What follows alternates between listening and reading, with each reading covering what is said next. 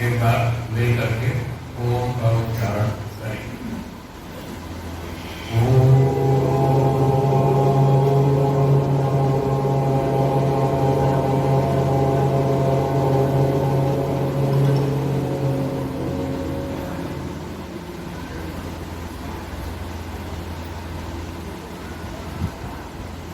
उपस्थित विद्वान धर्म प्रेमी सज्जनों, माताओं, बहनों,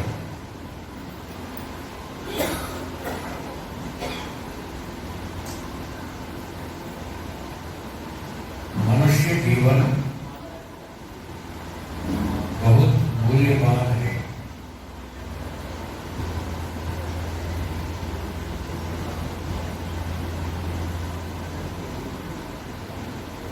बहुत कठिनाई से मिलता है।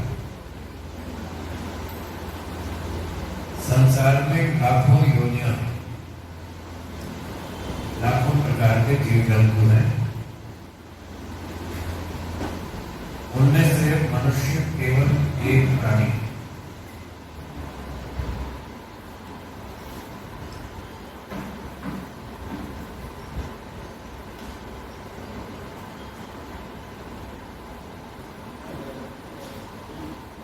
लाखों में से एक जो होगा उसको मनुष्य जन्म मिलेगा। 84 लाख बचपन से सुनते आ रहे हैं, आप भी सुन रहे होंगे। 84 लाख योनियां, उनमें से मनुष्य तो एक ही। तो कितना मुश्किल है मनुष्य योनि में जन्म प्राप्त करना। ये सब पुण्य कर्मों का फल है।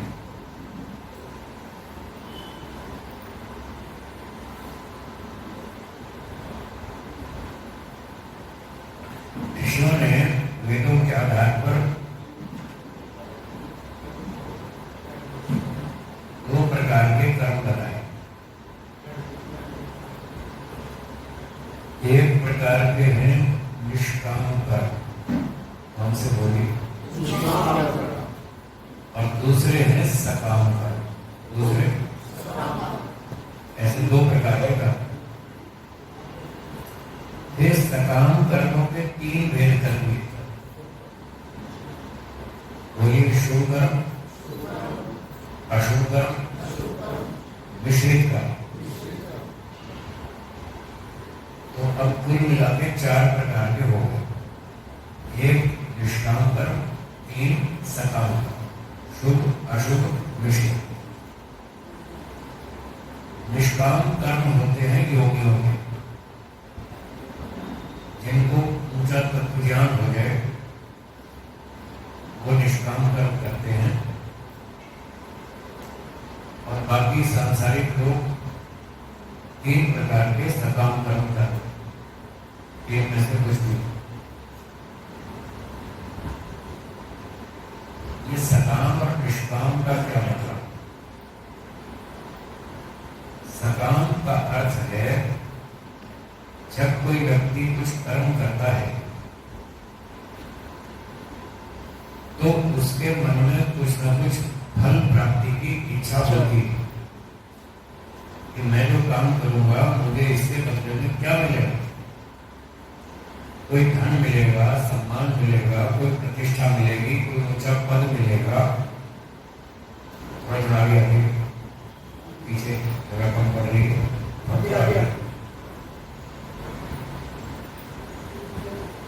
आप मदद के आगे आगे फिर आगे एक और संख्या बढ़ेगी तो फिर बार बार हिलना नहीं पाएगा।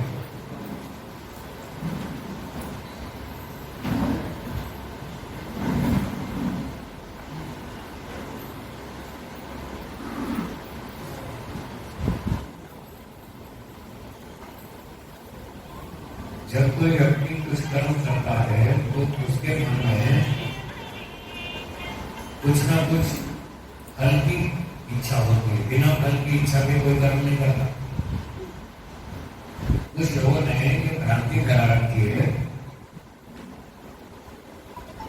कि कर्म तो करो, फल की इच्छा मत करो। ऐसी ऐसी क्रांति घर आ जाए। ऐसा नहीं होता, असंभव। व्यक्ति कर्म करे और फल की इच्छा ना करे, ये असंभव। ऐसा केवल एक ईश्वर है जो कर्म करता है और फल की इच्छा नहीं करता। केवल एक ईश्वर ही ऐसा है। आप क्या सोचते हैं, ईश्वर कर्म करता है या नहीं करता? नहीं करता है। क्या कर्म करता है? संसार को बनाता है, संसार का पालन करता है, संसार का नाश करता है, सबके कर्मों का फल देता है, 4 वेदों का ज्ञान देता है। ये ईश्वर के काम। ईश्वर भी कर्म करता है, खाली नहीं बैठता। क्या वो ये सारे काम करने के बदले में कुछ फल की इच्छा करता है? ईश्वर वो फल की इच्छा नहीं करता। क्यों नहीं करता? उसमें कोई कमी नहीं है। क्या बोला दोहराइए? जब कमी तो है ही नहीं, फिर किस बात की इच्छा करता? आत्मा फल की इच्छा करता है। वो क्यों करता है? उसमें बहुत सारी कमियां, आत्मा में बहुत सारी कमियां हैं। आत्मा अल्पज्ञ है, अल्प शक्तिमान है, अल्प सामर्थ्य वाला है। उसे धन चाहिए, परिवार चाहिए, पुत्र चाहिए, संपत्ति चाहिए, मकान चाहिए, गाड़ी चाहिए, भोजन चाहिए, कपड़ा चाहिए, मकान चाहिए और मोक्ष भी चाहिए।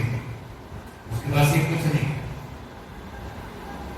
इसलिए वो जब भी कोई काम करता है तो पहले सोचता है मुझे क्या मिलेगा, कुछ तो मिलना चाहिए, तब तो मैं समय लगाऊं, मेहनत करूं।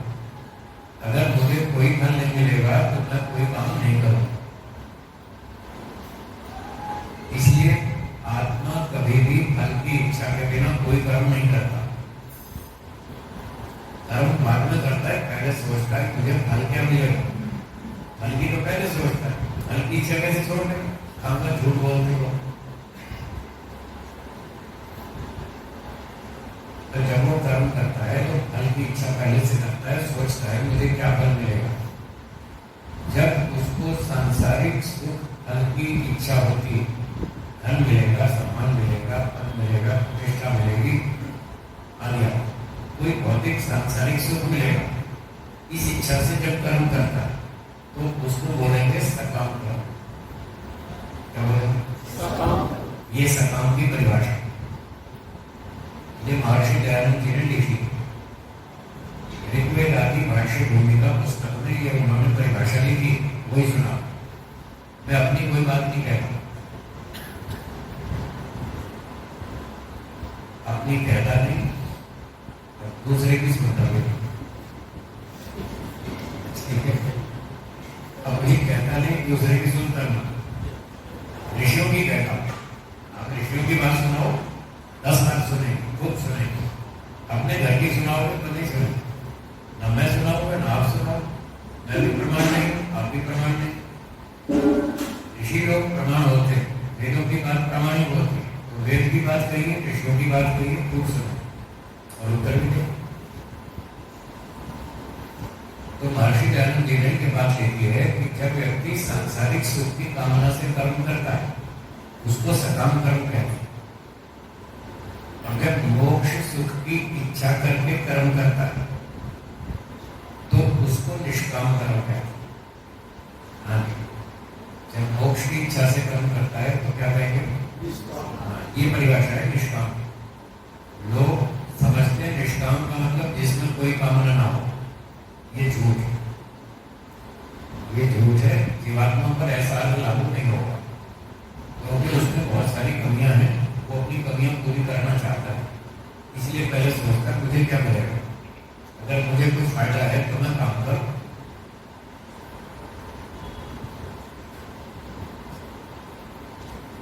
ये तो हो गई सकाम निष्काम की परिभाषा। अब ये सकाम कर्म है 3 प्रकार के, इनको समझ लें। पहला है शुभ कर्म, पहला कौन सा? शुभ कर्म। शुभ कर्म, अच्छा कर्म।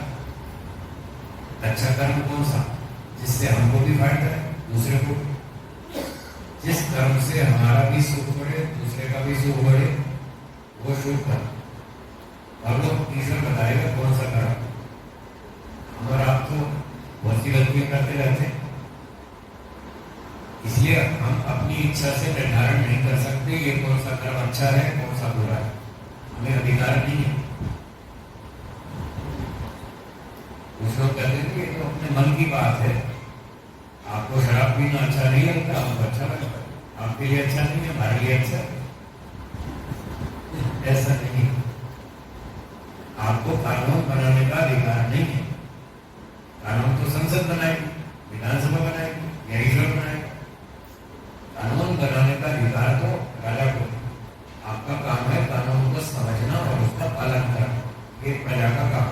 तो प्रजा है, राजा तो ईश्वर। हाँ या ना? राजा ईश्वर है, सारे मालिक। दुनिया में कल बात चल रही थी, ईश्वर दुनिया का मालिक है, स्वामी है, ईश्वर है।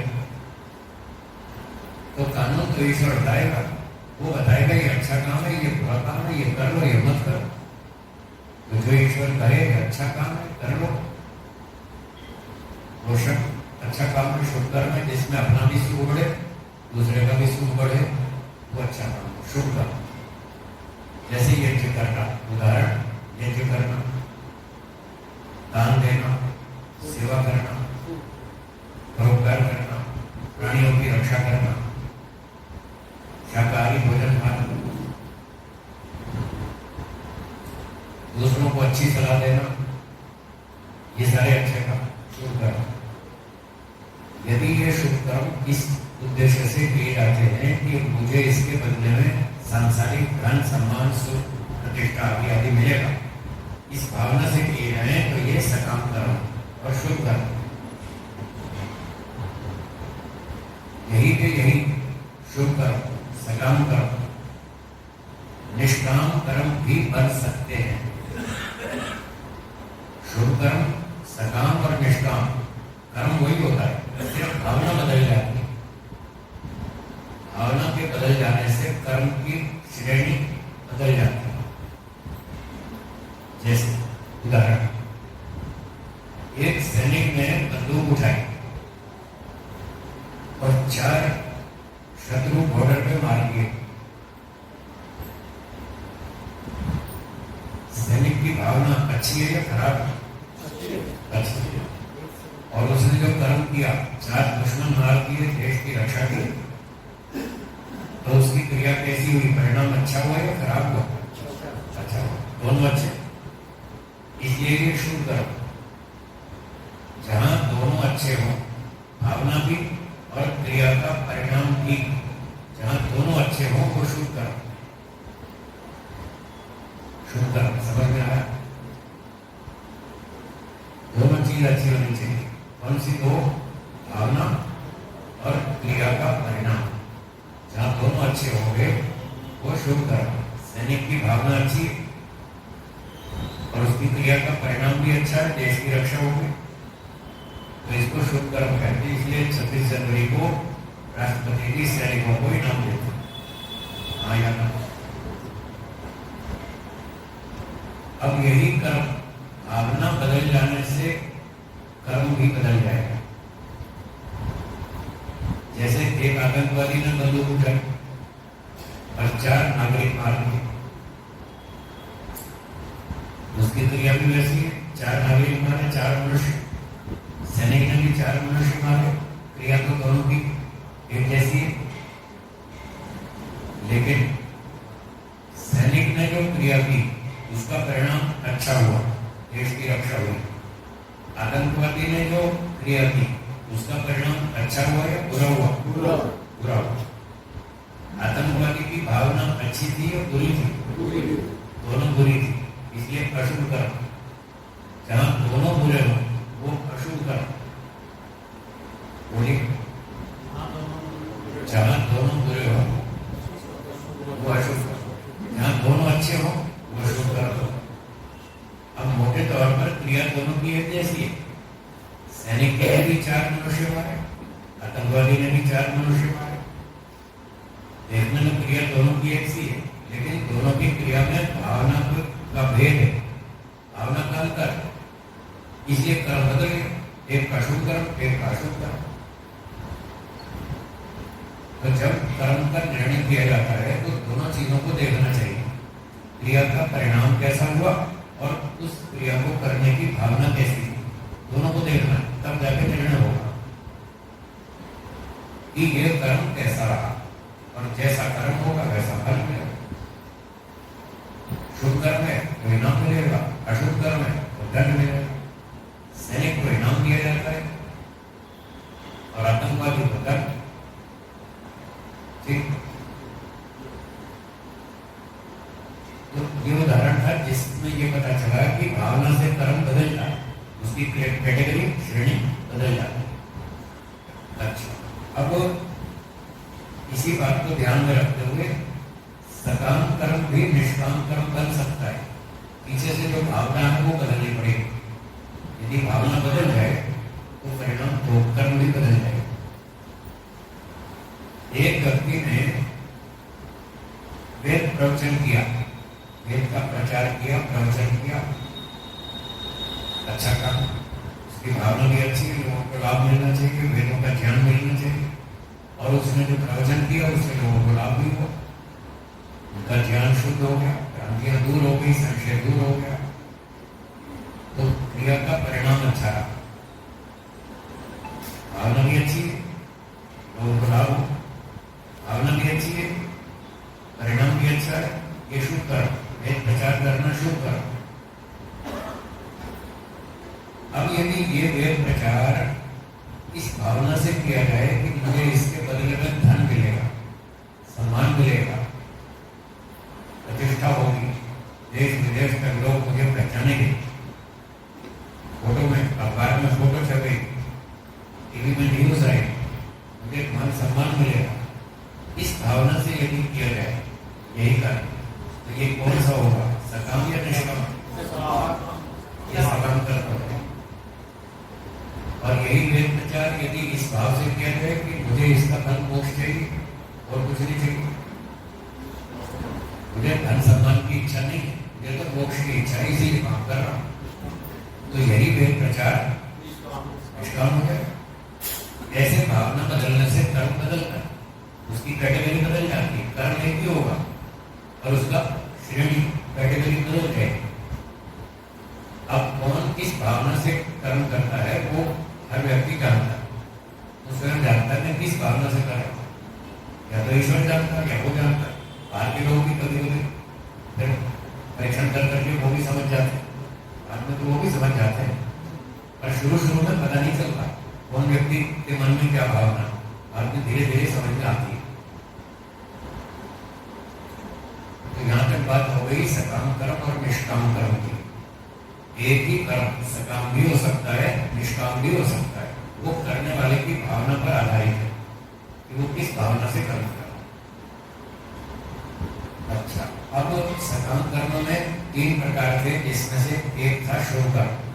तो शुभ कर्म की परिभाषा ये हुई जहाँ क्रिया का परिणाम भी अच्छा हो और भावना भी अच्छी हो, दोनों अच्छे हों तो वो शुभ कर्म। और जहाँ दोनों खराब हो, भावना भी खराब, परिणाम भी खराब, जैसे आतंकवादी, उसने 4 लोग मार दिए, ये अशुभ कर्म हो गया। और तीसरा है मिश्रित कर्म।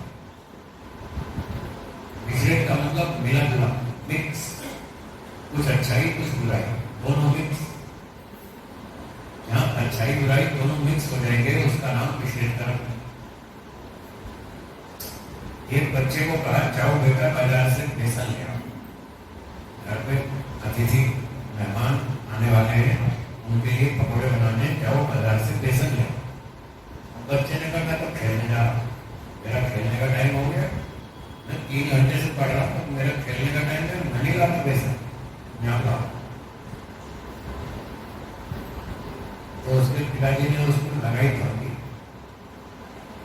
चलो जाओ पहले बेसन लेकर आओ, ये काम जरूरी है, रोज खेल करो, आज थोड़ा कम खेलोगे तो क्या हो गया, पहले जो काम जरूरी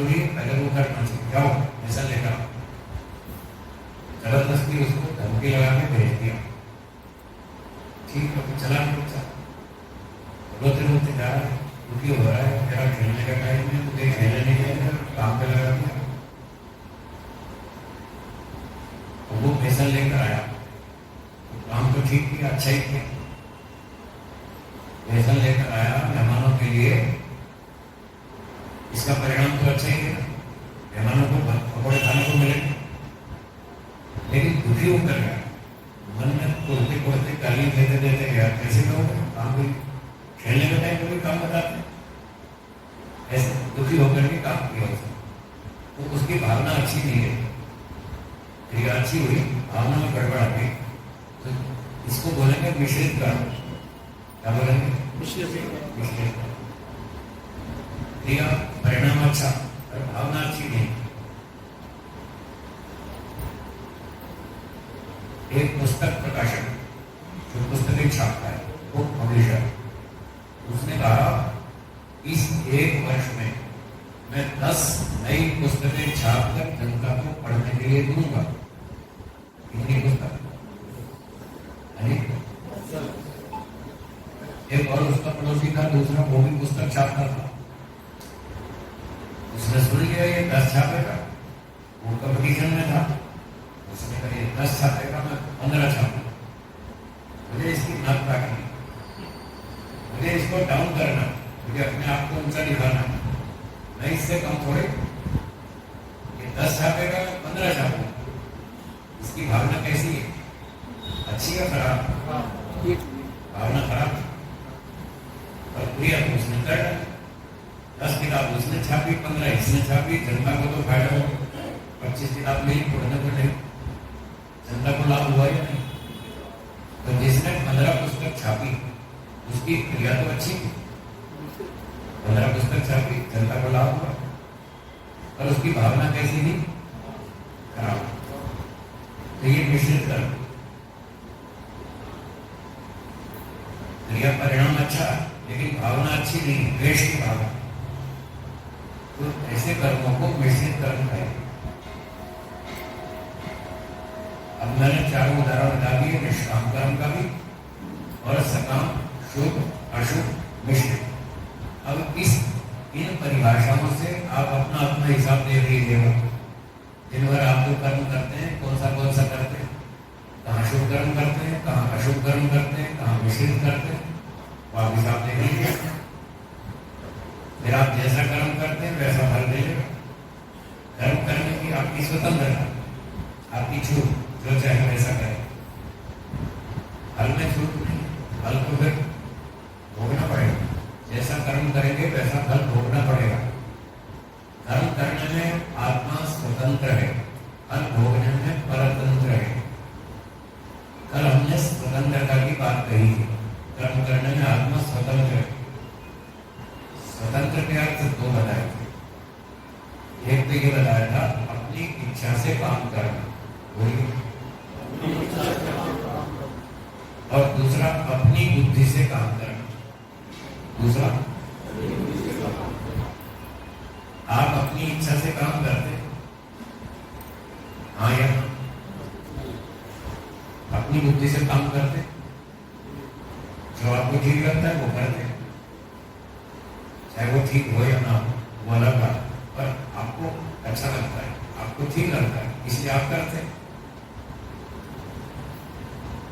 जैसे उदाहरण के लिए शराब पीना ठीक है या गलत? गलत।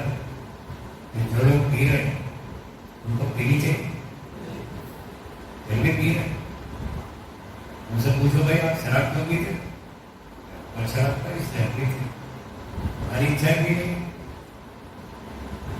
और उनको देख देख कर आप लोग दुखी होते हैं। कोई शराब का ठेका मिलेगा सामने रोड पे, आपको देख के गुस्सा आता है, नालायक लोग शराब बेचते, गुस्सा आता है। कोई अपने मांस की दुकान देख ली तो आपको उस पर गुस्सा आता है। तो कल मैंने निवेदन किया था कि वो तो बेचेगा, आपकी इच्छा से नहीं जिएगा, आप अपनी इच्छा से जीते, वो अपनी इच्छा से जिएगा। आपको जो ठीक लगता है आपको करते हैं, उसको जो ठीक लगता है वो उसका वो करता है, फिर आप दुखी क्यों हो रहे? ऐसे तो सारा जीवन दुखी रहे।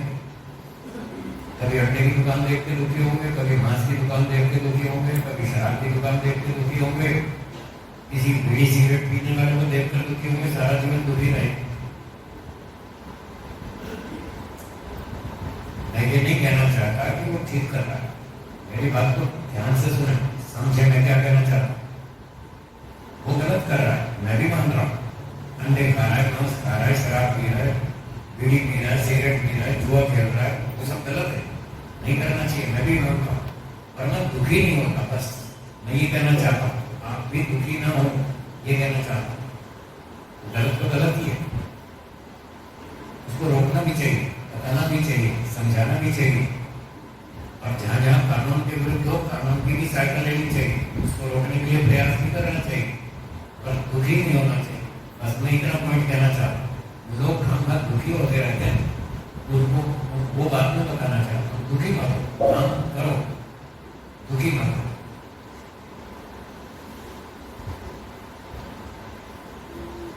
एक व्यक्ति गलत खान पान करता है, डॉक्टर उसको देखता है कि गलत खा लिया, फिर वो बीमार होता है, डॉक्टर उसको समझाता है कि ऐसा काम मत करो, ऐसा मत खाओ, ये गलत है भोजन, आप बीमार पड़ोगे। वो नहीं मानता, वो खाता रहता है, उनके सीधे काम करता रहता है, फिर वो बीमार हो जाता है, फिर डॉक्टर के पास आता है, डॉक्टर उसकी बात सुनता है या नहीं सुनता है? नहीं सुनता है, उसका इलाज करता है या नहीं करता? क्या डॉक्टर उसको देखकर दुखी होता है? तो जैसे डॉक्टर काम करता है ऐसे आपको करना चाहिए, दुखी मत हो, काम करो, समझाइए, दूसरों को समझाइए, जो गलत काम करते हैं दोस्तार समझाइए, प्रेम से बताइए, समझा के बताइए, टेक्निक से समझाइए, और ना माने तो दुखी मत होइए। ईश्वर बैठा तो न्याय करेगा, या तो सरकार में न्याय करवा लो, मिलता हो तो वहां करवा लो, नहीं मिलता तो फिर ईश्वर की न्याय करके छोड़ दो, दुखी मत हो। बस मैं ये कहना चाहता हूँ, दुखी होना ठीक नहीं। एक गलती वो कर रहा है, दूसरी आप कर रहे हो, वो शराब पी रहा है, आप दुखी हो रहे हो, तो दोनों बराबर हो गए।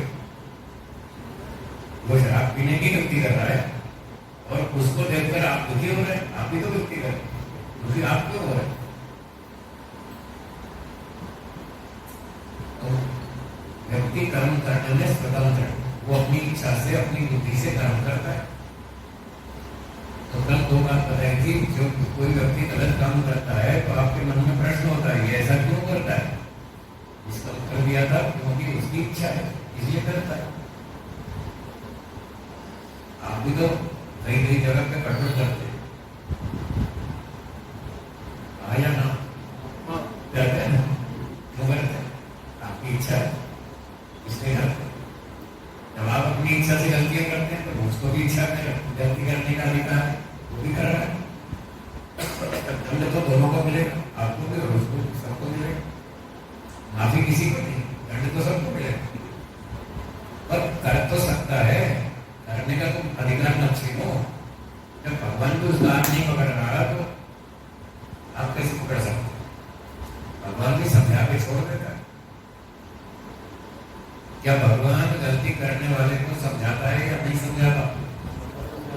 समझाता है, फिर उसका हाथ तो नहीं पकड़ता ईश्वर। अगर हाथ पकड़ ले तो धरती पे एक भी बुरा काम होने ही नहीं देगा, सबका हाथ पकड़ ले, एक भी बुराई नहीं होगी। और बुराई तो हो रही है, उल्टे सीधे काम तो हो रहे, बल्कि ज्यादा ही हो रहे। संसार में अच्छे काम अधिक होते हैं या बुरे?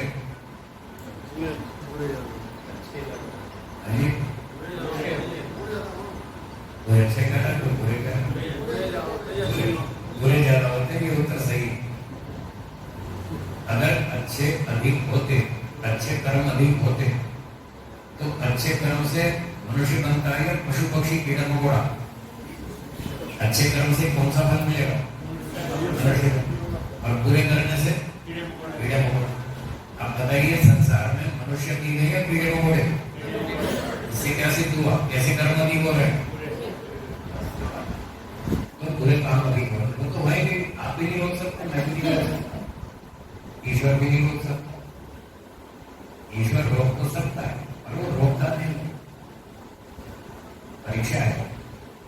उसकी परीक्षा है।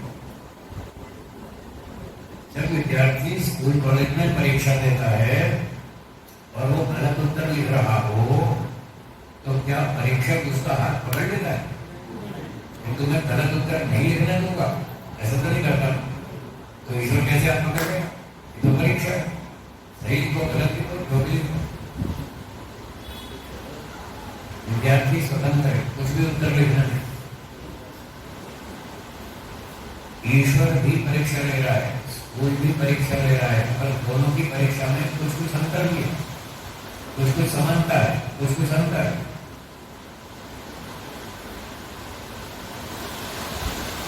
समानता ये है दोनों जगह पर उत्तर लिखने वाला स्वतंत्र है।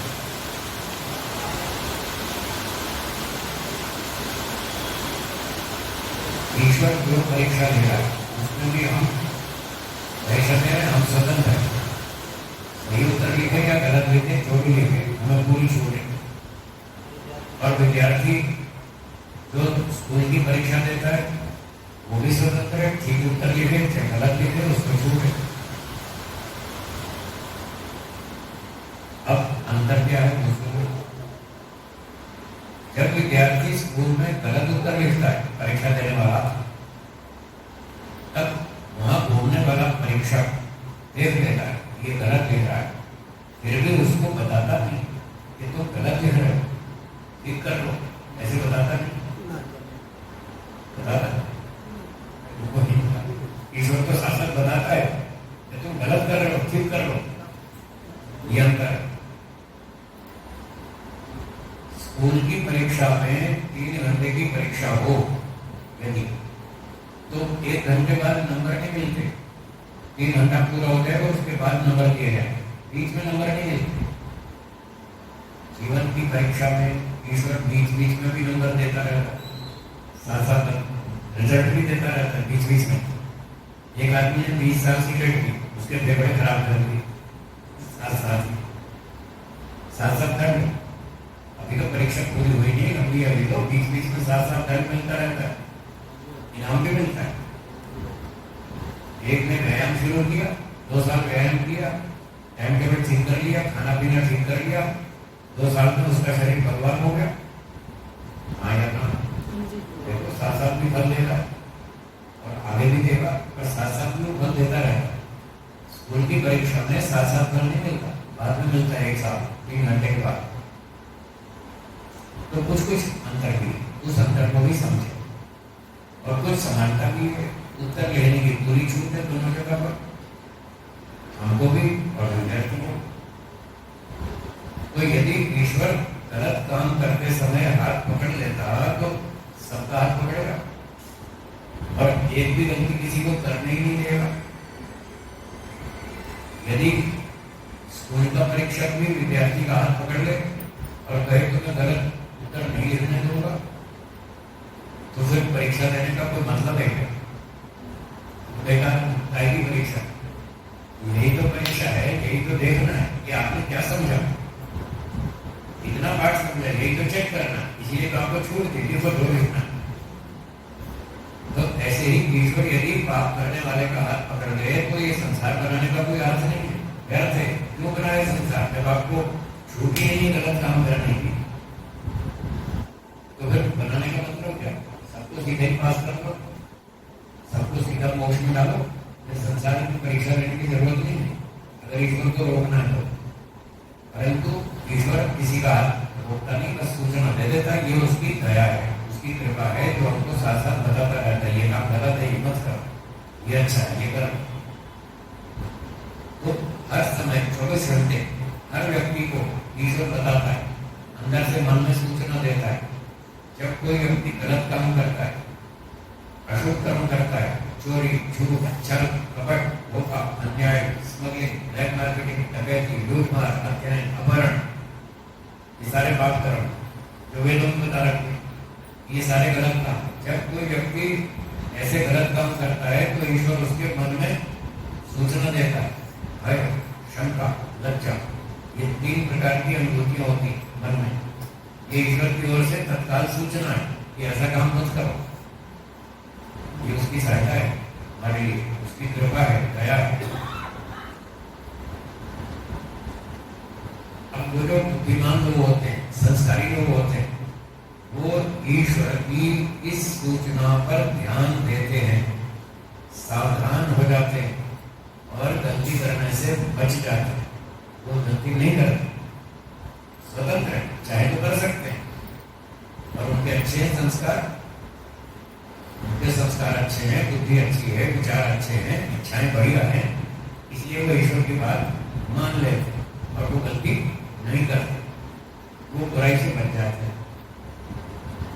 और जो लोग खराब संस्कार वाले हैं, बुद्धि खराब है, संस्कार खराब है, विचार खराब है, इच्छाएं भी गड़बड़ है, फिर वो लोग ईश्वर की बात नहीं सुनते और वो बदतमीजी करते, उल्टे सीधे काम करते, तो फिर बाद में ईश्वर भी उनके नंबर काट लेता है। कहता है मैंने तुम्हें जब बताया था तब तुमने मेरी बात से लाभ नहीं उठाया, नहीं उठाया तो अब दंड हो। अब मैं तुम्हें ठोक के समझाऊंगा, पहले प्रेम से समझाया, नहीं माना, अब ठोक ठोक के समझाऊंगा, चलो सुधर बनो, कुत्ते बनो, सांप बनो, बिच्छू बनो, जाओ अपना दंड हो। तो मेरी बात नहीं सुनते, दंड हो। बाद में फिर ईश्वर उनको दंड देता है। वो फल व्यवस्था है। जब ईश्वर दंड देता है या इनाम देता है, वो कर्मों की फल व्यवस्था है। ये कर्म करने की व्यवस्था है। कर्म करने में हमारी छूट है, फल में हमारी छूट नहीं है। उसमें फिर ईश्वर का डंडा चलेगा, उसका नियम चलेगा, उसका कानून चलेगा। इसलिए न चाहते हुए भी लोग, जो लोग बुरे काम करते हैं, उनको न चाहते हुए भी सुअर कुत्ता सांप बिच्छू बनना पड़ता है। ईश्वर की इस न्याय व्यवस्था को कोई भंग नहीं कर सकता, कोई नहीं तोड़ सकता। कर्म करने को छूट नहीं रखी, फल में छूट नहीं।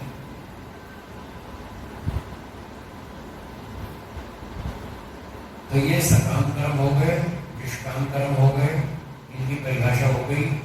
सकाम कर्म करेंगे तो अब इसका फल क्या मिलेगा?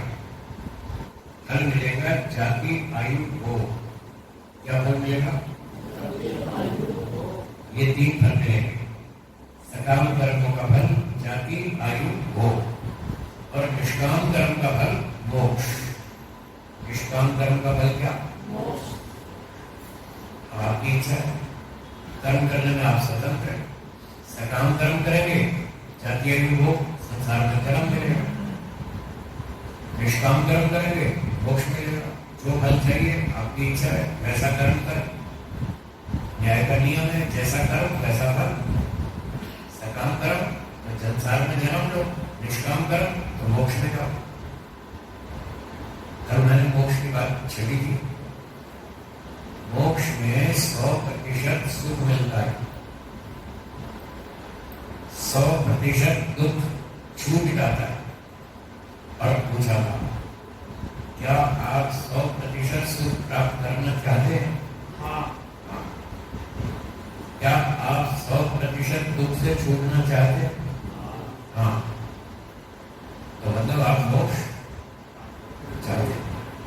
चाहते हैं। तो केवल इच्छा से नहीं मिलता, उसके लिए कर्म करना पड़ेगा। केवल इच्छा से फल नहीं मिलता। इच्छा तो सबकी है, इच्छा तो सबकी है, सुख मिलता है। और सब लोग सुख वाले काम नहीं करते, इसलिए उनको सबको सुख नहीं मिलता। केवल इच्छा से काम नहीं चलेगा, वैसा प्रयत्न पुरुषार्थ कर्म भी करना पड़ेगा। तो मोक्ष वाले कर्म करेंगे, निष्काम कर्म करेंगे तो मोक्ष मिलेगा। सकाम कर्म करेंगे तो जन्म नहीं होगा। ये जो जाति आयु भोग है, इसको सुनिए, ये क्या है? जाति का मतलब शरीर, जाति का मतलब शरीर। मनुष्य का शरीर, कुत्ते का, गधे का, बकरी का, सांप का, बिच्छू का, घोड़े का, गैर मछली का, जो भी शरीर मिला, ये जाति शब्द का है। जाति का तो कर्म शर्मा खतरे नहीं है, ये तो मनुष्य ने बना दिया, वो नहीं। जाति का मतलब मनुष्य, पशु, पक्षी, कीड़ा, मकोड़ा, गाय, घोड़ा, ये योनियां, अलग अलग योनियां, ये जाति शब्द का है। ये कर्मों का फल है। आपने अच्छे काम किए, मनुष्य बना देगा ईश्वर। बुरे काम किए, सुअर कुत्ता बनाएगा, सांप बिच्छू बनाएगा। जब हम यहाँ कहते हैं अगर आप बुरे काम काम करोगे भगवान आपको सांप कुत्ता बनाएगा, भिक्षु बनाएगा, भेड़िया बनाएगा, शेर बनाएगा, लोग उठ के भाग जाते हैं। साहब ये संस्था तो अच्छी नहीं है, हम तो स्कूल कुत्ता बनाएंगे, उठ के भाग जाते हैं लोग, आते ही नहीं, डरते हैं सुनने से। और दूसरे संप्रदाय वाले वो कहते हैं हमको यहाँ ₹1,00,000 दान दो, आपके पाप माफ करा दे, आपको कोई कुत्ता बिल्ला नहीं बनना है, कोई नरक में नहीं जाना है, हमको पैसे तो फटाफट पाप माफ करा दे। तो वहां पर भीड़ जाती है, दान भी खूब मिलता है और भीड़ भी जाती है। क्यों? कुत्ता का दान तो कोई करना नहीं चाहता और पाप माफ करवाना सब चाहते। हाँ या ना? इसलिए वहां भीड़ लगती है। लोग कहते हैं हमारे समाज में संख्या बहुत कम होती है। हाँ, कम ही होगी, नो टेंशन, चिंता मत करो। कई लोग इस बात से बड़े परेशान, क्योंकि हमारे समाज में संख्या बहुत कम आती है, वो कम ही आएगी, ज्यादा नहीं आएगी। मैं लिख के देता हूँ, स्टैंप पेपर में लिख के देता हूँ, यहाँ संख्या नहीं बढ़ेगी, थोड़ी ही रहेगी। क्यों? यहाँ की जो बातें हैं उसको समझने के लिए बुद्धि चाहिए, ईमानदारी चाहिए, हिम्मत चाहिए। लोगों में सच्चाई को पहले तो सुनने की हिम्मत नहीं है, समझने के लिए बुद्धि नहीं है, और सुन भी ले समझ भी ले तो स्वीकार करने की हिम्मत नहीं है, ताकत नहीं है, डरते। ये लोग साहब हमको पागल कहेंगे। कल तक तो ये मूर्ति पूजा करता था, आज इसने मूर्ति पूजा छोड़ दी, ये तो नास्तिक हो गया। जब उसको ये समझ में आएगा कि हमारे समाज में निराकार ईश्वर को मानते हैं, उसकी पूजा करते हैं, साकार पूजा गलत, जब उसको समझ में आएगा तो उसको बंद कर देगा। जब बंद कर देगा तो उसके घर के लोग उसके दुश्मन हो गए। सबसे पहले तो उसके घर के लोग दुश्मन बनेंगे और वो कहेंगे पागल हो गया, इसका दिमाग खराब हो गया, क्या हमारे समाज में जान लेगा, ये तो नास्तिक हो गया, इसने तो पूजा छोड़ दी भगवान की। फिर उसके दोस्त, उसके पड़ोसी, वो सारे के सारे उसके शत्रु बनेंगे, ये तो पागल हो गया, ये नास्तिक हो गया।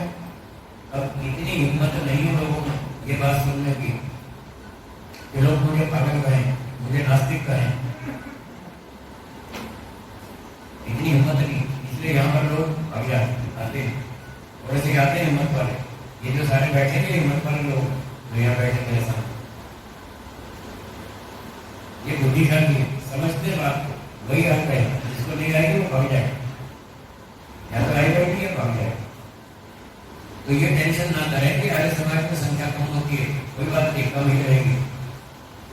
सुनार की दुकान पर संख्या, ग्राहकों की संख्या ज्यादा होती है या कम होती है?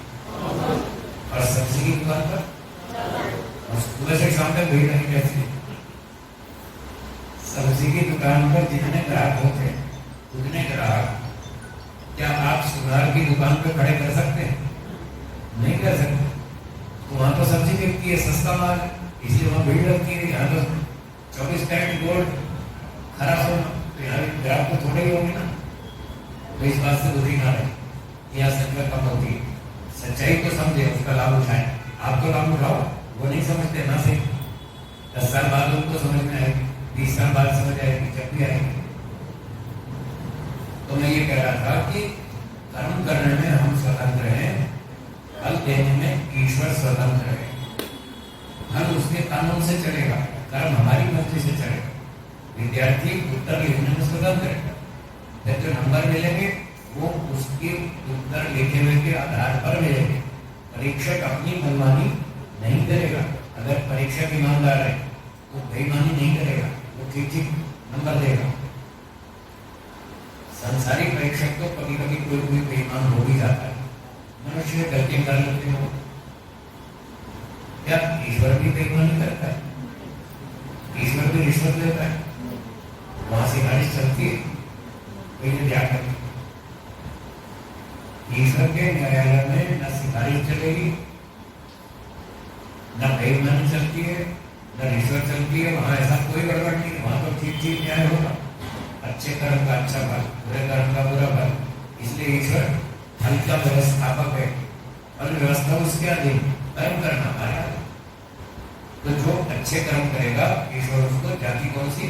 मनुष्य की, मनुष्य बनाएगा। और जो बुरे काम करेगा उसको दूसरी जाति देगा, गाय घोड़ा सुअर कुत्ता हाथी बंदर शेर भेड़िया, उसको धरती है तो कीड़ा मकोड़ा कॉकरोच या कोई समुद्री जानवर, कोई जंगली जानवर, ऐसा बनाए। ये जाति शब्द का अर्थ हुआ। आयु, जीने का समय। आयु का अर्थ क्या होता है? जीने का समय मिलेगा, जो शरीर मिलेगा उस हिसाब से जीने के लिए कुछ टाइम मिलेगा। मनुष्य का शरीर मिला 70, 80, 90, 100 साल मिल जाएंगे, जियो इतना समय तक खाओ पियो मजा करो। ये जीने के लिए समय मिलेगा, इसका नाम है आयु। और तीसरा है वो, मनुष्य को तो 70, 80, 100 साल की आयु मिलेगी। क्या कुत्ता 100 साल तक जी सकता है? घोड़ा 100 वर्ष से जी लेगा, गाय जी लेगी 100 वर्ष। उसकी आयु उसके शरीर के हिसाब से, उसकी जाति के अनुसार उसकी आयु। चींटी की आयु उसके शरीर के अनुसार, मकोड़े की उसके अनुसार, मक्खी की उसके शरीर के अनुसार, कुत्ते की उस शरीर के हिसाब से। ये है आयु, ये भी कर्मों का फल है। तीसरा है वो मतलब खाने पीने के सामान। अगर किसी ने बुरे काम किए और ईश्वर ने उसको गाय बना दिया, घोड़ा बना दिया, तो आयु भी उतनी मिलेगी 15, 20 साल, 25 साल। और खाने को क्या मिलेगा? घास चारा, बस घास फूस खाओ। उसको खीर पूरी रसगुल्ले नहीं मिलेंगे खाने को। मनुष्य वाले अच्छे कर्म किए तो मनुष्य की जाति, मनुष्य की आयु और खाने का भोग, सामान बढ़िया बढ़िया, दाल, रोटी, सब्जी, खीर, पूरी, हलवा, मिठाई, पनीर, मक्खन, मलाई, सब खाने की छूट मिलेगी। अच्छे अच्छे बंगले बनाओ, बढ़िया मकान में रहो, पंखे लगाओ, कूलर लगाओ, एसी लगाओ, कार में घूमो, हवाई जहाज की सैर करो, ये सारा भोग है। जो साधन, ये खाने पीने जीने के साधन, इसका नाम है भोग। तो ये सारे जाति, आयु, भोग, ये 3 फल, ये सकाम कर्मों का फल। जैसे कर्म वैसा फल। अब सत्यार्थ प्रकाश के ये जो मैंने अब तक बातें बताई, ये योग दर्शन के आधार पर थी। योग दर्शन दूसरा चैप्टर 13वां सूत्र, उसमें लिखा है जाति, आयु, भोगा, ये वहां की बात बताई। अब 9वें समास की सत्यार्थ प्रकाश की सुनिए। वहां लिखा है महर्षि जी ने, जो व्यक्ति पूरे जीवन में आधे पाप आधे पुण्य, मतलब बराबर 50% पाप 50% पुण्य, ऐसे कर्म करेगा, उसको सामान्य मनुष्य का जन्म मिलेगा। ये सत्यार्थ प्रकाश में लिखा है 9वें समास। सामान्य मनुष्य का मतलब कोई मजदूर, चपरासी, लेबर क्लास, ऐसा 4th क्लास का मीनिंग इसको बोलते हैं। तो जो 50% अच्छे काम करेगा, 50% बुरे काम करेगा, उसको अगला जन्म सामान्य मनुष्य का, मजदूर, चपरासी, फटे वाला, ऐसे परिवार में जन्म मिलेगा। ये पहला नियम। दूसरा नियम, अगर कोई व्यक्ति पूरे जीवन में अच्छे कर्म 50 से अधिक करेगा, 50 से ज्यादा, 55, 60, 70, 80, 90 अच्छे कर्म, बुरे कर्म, तो जितने अच्छे कर्म अधिक करेगा उतना उसको अच्छे, विद्वान, धनवान, बलवान, बुद्धिमान परिवार में जन्म मिलेगा। बढ़िया माता पिता, पढ़े लिखे, बलवान, समझदार, अच्छे काम करने वाले, ईश्वर भक्त, देशभक्त, ईमानदार, चरित्रवान, ऐसे बढ़िया घर में उसको जन्म मिलेगा।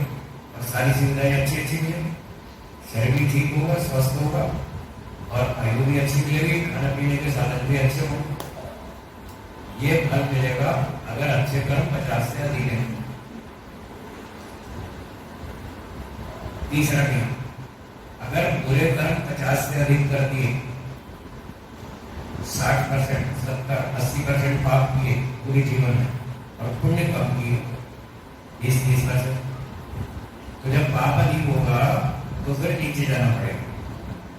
कभी कहीं समुद्र में, कहीं जंगल में, कहीं पहाड़ पे, कहीं बर्फ में, कहीं नदी में, ऐसे ऐसे कोई भेड़ मछली बना देगा, किसी को घोड़ा बना देगा, किसी को सांप बना देगा, किसी को कॉकरोच बनाएगा, किसी को चींटी, कीड़ा मकोड़ा, ऐसे बुरे कर्म ज्यादा है, 50 से अधिक है, तो नीचे जाना पड़ेगा, सूअर कुत्ते गधे। और आगे लिखा है महर्षि जी ने, जब अधिक पाप का दंड भोग लेगा, अधिक पाप का दंड जब भोग लेगा, तो पाप पुण्य तुल्य होने पर फिर लौट के वापस मनुष्य बनेगा। उदाहरण से समझा दें, मान लीजिए किसी ने 60% पाप किए पूरे जीवन में, कितने किए? 60। पुण्य कितने किए? 40। तो पाप ज्यादा, पुण्य कम। जितने पाप अधिक हैं पहले उसका दंड भोगना पड़ेगा। 60 में से 60 पाप है, पुण्य 40 है, तो 60 और 40 में कितना अंतर? 20। तो 20 पाप का दंड पहले भोगना पड़ेगा। सूअर, कुत्ता, सांप, बिच्छू, गधा, घोड़ा, वृक्ष आदि आदि इन योनियों में उसको 20% पाप का दंड भोगना पड़ेगा। जब 20 का दंड वहां भोग लिया 200, 400, 500 योनियों में, जब वो पूरा हो जाएगा, अब पाप 40 बचा, उनके भी 40 दोनों बराबर हो गए। तो लौट के फिर वापस आएगा मनुष्य में, सामान्य परिवार, मजदूर चपरासी, ऐसे परिवार में फिर मनुष्य का अवसर मिलेगा। अब अच्छे काम करो, अच्छे कर्मों की संख्या बढ़ाओ, बस फिर वही आगे चलेगा। अगर फिर बढ़ाएगा तो ऊंचे परिवार में जाएगा। दूसरा नियम है, मान लो 70% पुण्य किए किसी ने, पाप कम की 30%, तो पुण्य ज्यादा है तो किसी अच्छे भगवान, सेनापति, क्षत्रिय, पुलिस वाला, अधिकारी, मजबूत व्यक्ति फिर उसके घर में जन्म देगा। फिर 80% अच्छे किए, विद्वान ब्राह्मण के यहाँ जन्म दे देगा। फिर 90% अच्छे किए और ऊंचे विद्वान के घर जन्म देगा। और 100% अच्छे किए तो उसका मोक्ष हो जाएगा। ये जन्म मरण का चक्कर ही है। 100% अच्छे काम करें, निष्काम कर्म करें, समाधि लगाएं, अविद्या का नाश करें, इन शर्तों पर मोक्ष होगा। मोक्ष की शर्तें कैसे सुनी? 100% अच्छे कर्म होने चाहिए।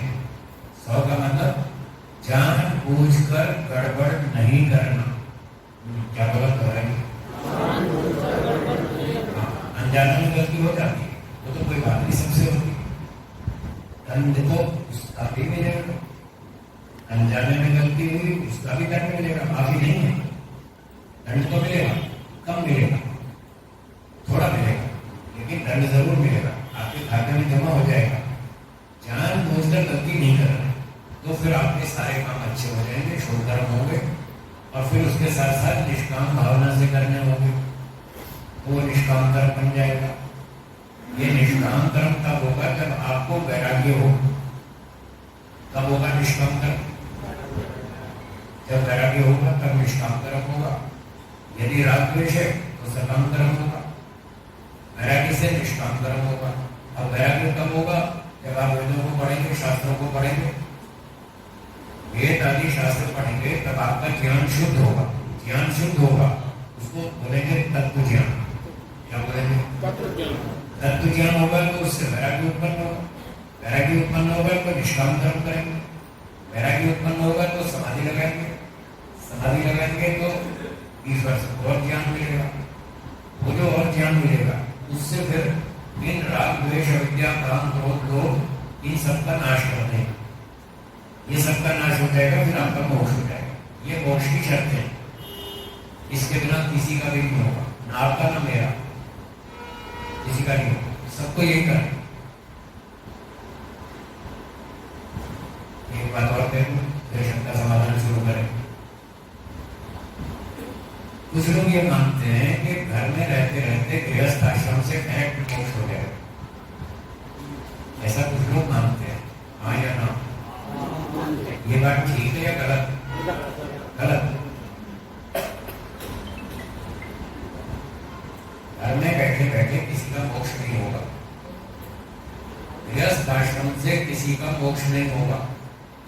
उसको वानप्रस्थी बनना पड़ेगा, तपस्या करनी पड़ेगी, ये सन्यासी बनना पड़ेगा। मेरी बात, अगर घर से ही डायरेक्ट मोक्ष हो जाता तो महर्षि दयानंद जी घर क्यों छोड़ के भागे? वो घर में रह के प्राप्त कर लेते ना। महर्षि याज्ञवल्क्य तो गृहस्थी थे, स्वामी दयानंद तो छोड़ो गृहस्थी भी नहीं बने, पर वो तो गृहस्थी थे। महर्षि याज्ञवल्क्य वो घर छोड़ते क्यों निकल के संन्यास लेते?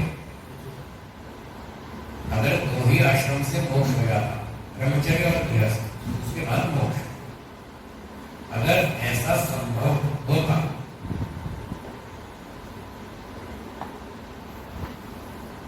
तो ईश्वर तीसरा और चौथे आश्रम का विधान क्यों करता कि वानप्रस्थी बनो और सन्यासी बनो? जब दोष ही हो रहा है तो दो कामों की बढ़ा दिए। ईश्वर के ऊपर दोष आया, उनको फालतू तपस्या करवा रहे वानप्रस्थी और सन्यासी बना के।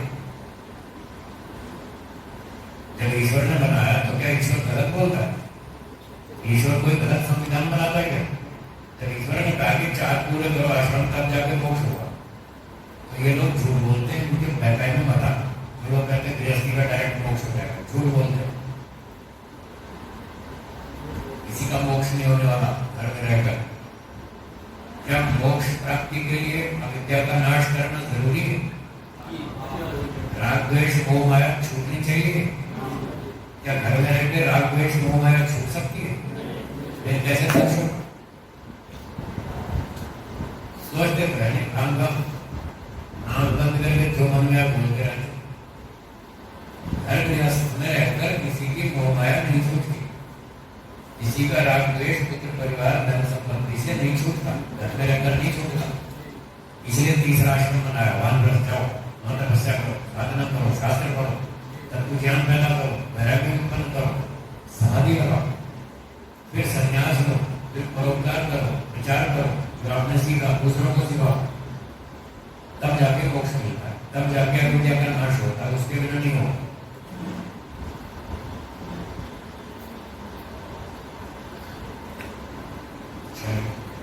प्रवचन कर दिया मैं, अब शंका समाधान करेंगे। शंका पूछे, आपका स्वागत है। सभ्यता से पूछे, नम्रता से पूछे, जिज्ञासा भाव से पूछे, अपनी समस्या को सुलझाने के लिए पूछे, मेरी परीक्षा लेने के लिए नहीं।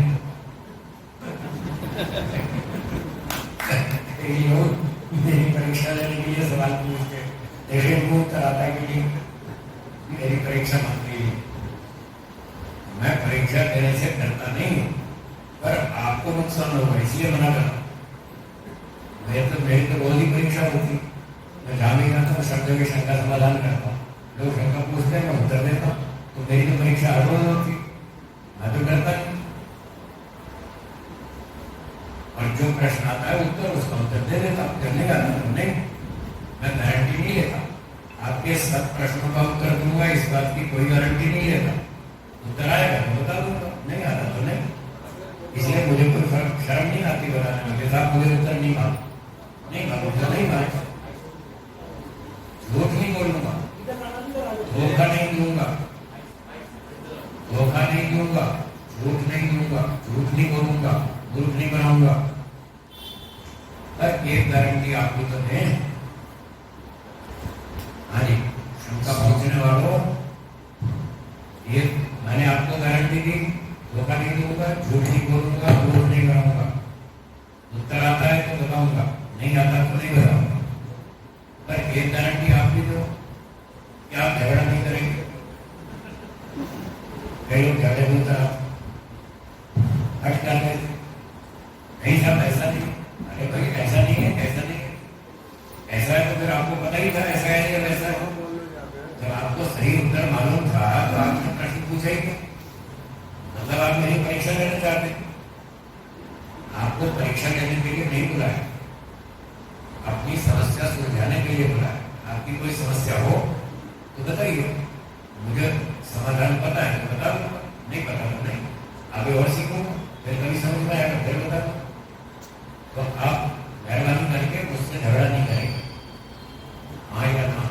झगड़ा करेंगे? झगड़ा नहीं करना। चलिए बोलिए।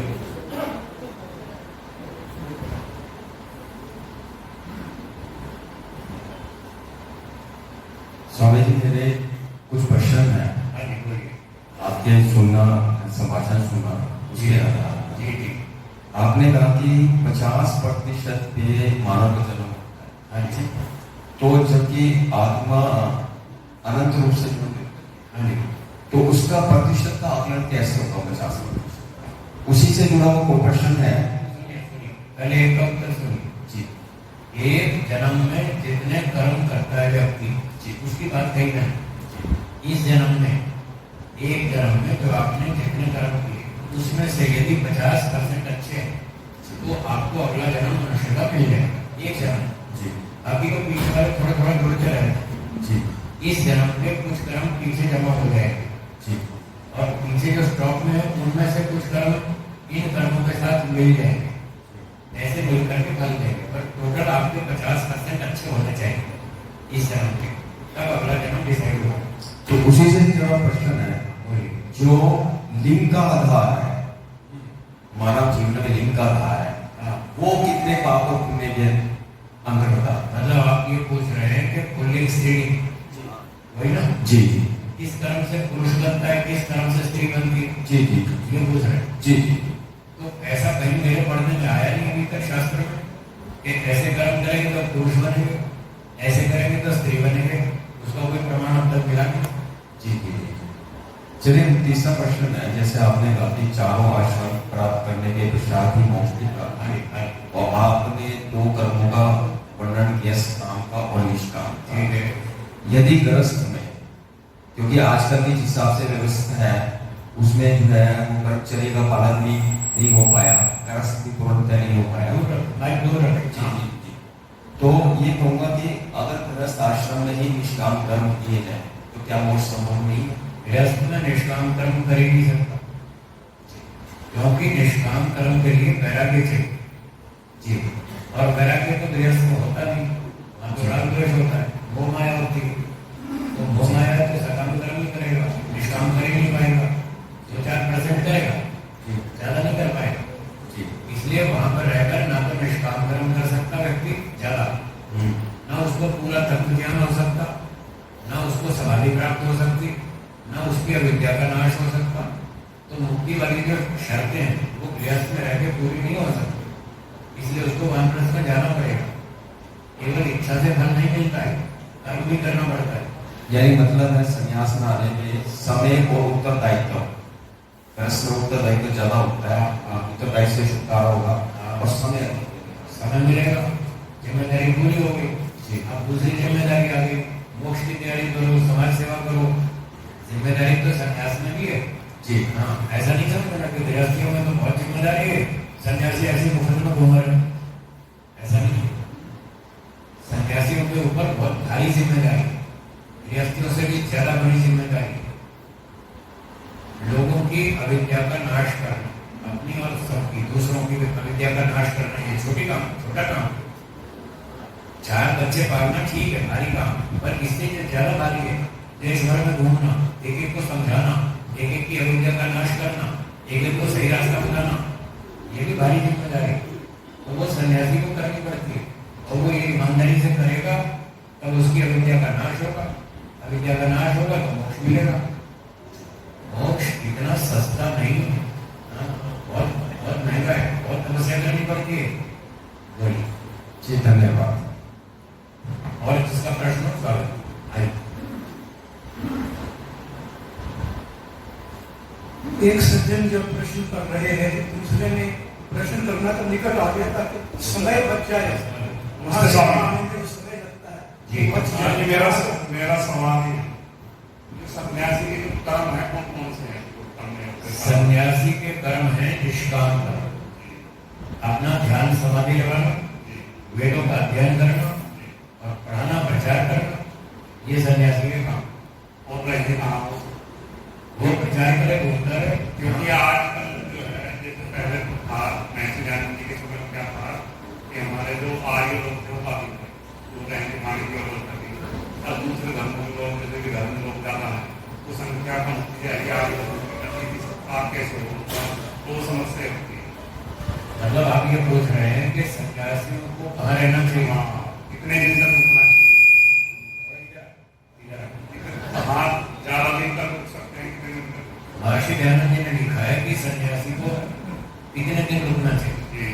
आज का समुल्लास में लिखा है कि जितने दिन रहने से उसको भी लाभ होगा और जनता को भी लाभ होगा, उतने दिन रहना चाहिए। अगर 2-3 दिन में ये चल गया काम तो 2-3 दिन रहना चाहिए। अगर 2 महीना भी रहने से जनता को लाभ ज्यादा है तो 2 महीना भी रहना चाहिए। तो महर्षि दयानंद जी कहते हैं वेदों के अनुसार बुद्धि से काम लेना चाहिए। लाभ हो तो काम करो, नहीं हो तो नहीं। तो जब तक लाभ हो तब तक रहना चाहिए। धन्यवाद धन्यवाद। आइए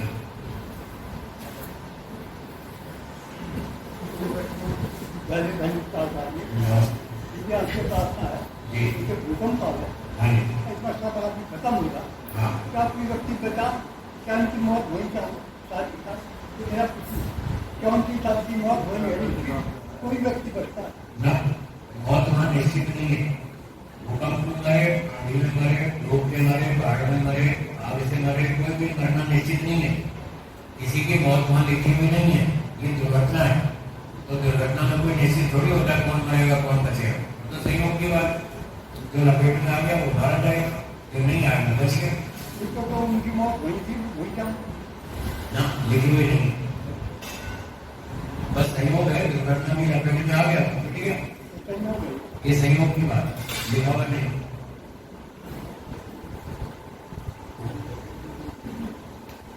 एक सेकंड, मेरे को अपने प्रश्न पे कागज पर लिखकर प्रश्न दे गए हैं।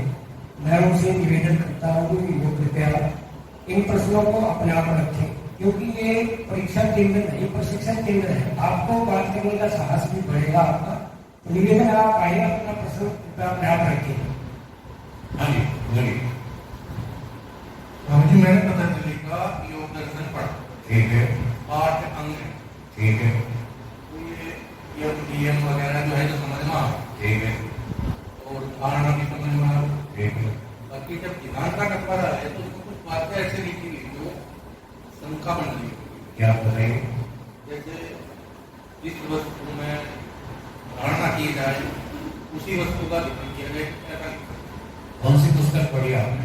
पतंजलि हिंदी व्याख्याकार कौन? ज्ञानेश्वर आदि उनकी लिखी है? ज्ञानेश्वर आर्य की। हाँ क्या लिखा है उसमें? जिस वस्तु में धारणा की जाए हाँ। उसी वस्तु का ध्यान किया जाए। सूत्र बता सकते हैं कौन से सूत्र की भाषा में लिखा है?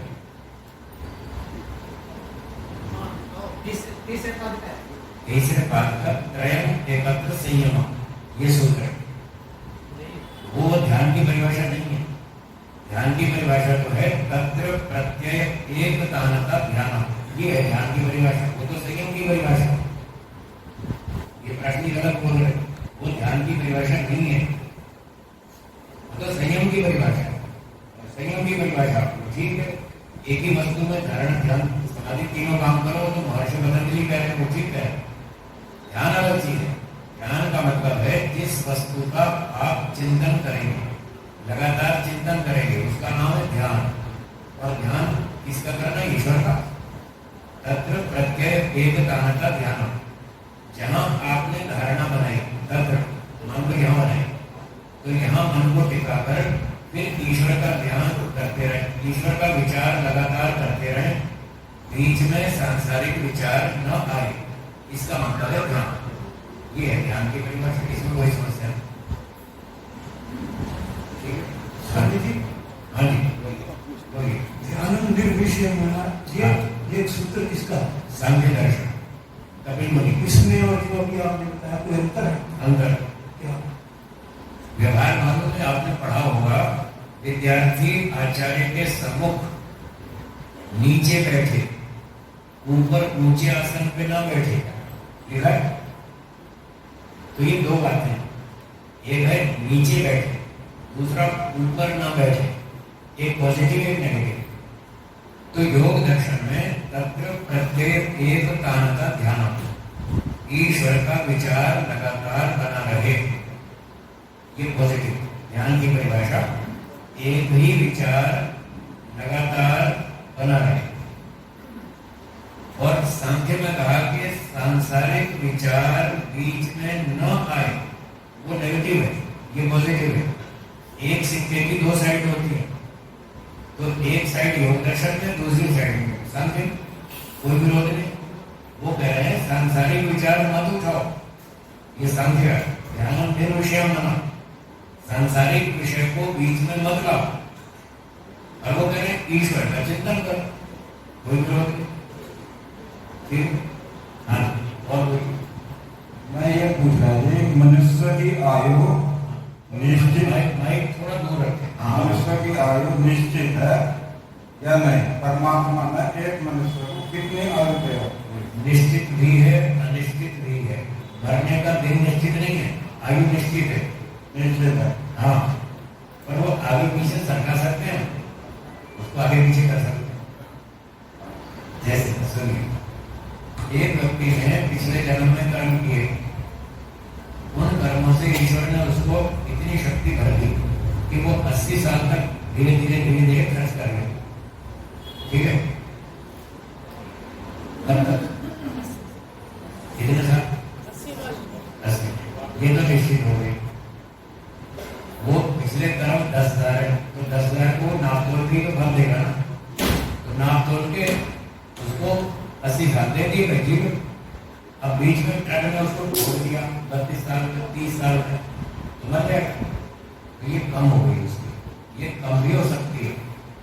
ट्रक से मर सकता है, दुर्घटना से मर सकता है, नदी में कूद के मर सकता है, जहर पी के मर सकता है, सामने वाला गोली मार देता है, आतंकवादी बम ब्लास्ट कर सकता है, 100 तरह से मरता है।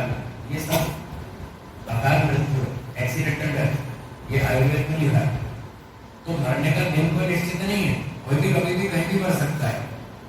लेकिन अगर पहले मारा गया, जो भगवान ने एक मृत्यु निश्चित की थी 80 वर्ष, यदि उससे पहले मारा गया कोई दुर्घटना से, तो उसके साथ वो अन्याय माना जाता है।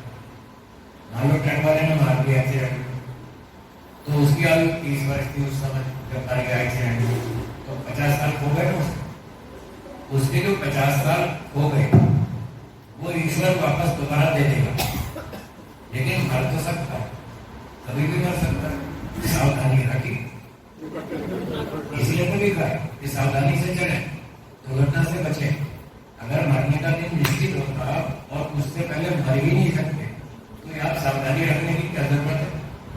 ये स्लोगन लिखने की क्या जरूरत है? सावधानी से चले। क्यों चले? जब मरना होगा तब मरेंगे, जब मरना नहीं आया, मौत नहीं आई तो नहीं मरेंगे। ट्रक के आगे खड़े हो तब भी नहीं मरेंगे। और हम देखते हैं जो ट्रक के आगे खड़ा हो जाता है वो मर जाता है, ट्रेन के आगे खड़ा होता है वो मारा जाता है। इसलिए लिखा है कि मरने का दिन निश्चित नहीं है। मृत्यु आपकी निश्चित है, एक न एक दिन तो होगी। जब सब कुछ ठीक ठाक चला, कोई दुर्घटना नहीं हुई, कोई आत्महत्या नहीं की और व्यक्ति सामान्य रूप से अपना जीवन जीता रहा, तो फिर पूरी आयु जीकर स्वाभाविक मृत्यु से मरेगा बुढ़ापे में। 80 साल में, 82 साल में, 85 साल में, 90 साल में, जब उसकी शक्ति धीरे धीरे पूरी खत्म हो जाएगी तब वो मरेगा। वो भगवान की निश्चित की हुई है। लेकिन उससे पहले कोई भी मर सकता है और व्यक्ति खुद भी मर सकता है, मर तो सकता है।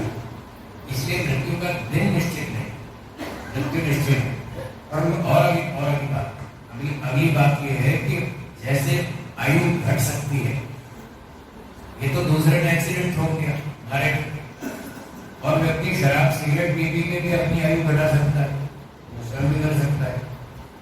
और अगर व्यायाम करे, ब्रह्मचर्य का पालन करे, ठीक से खान पान रखे तो आयु को बढ़ा भी सकता है।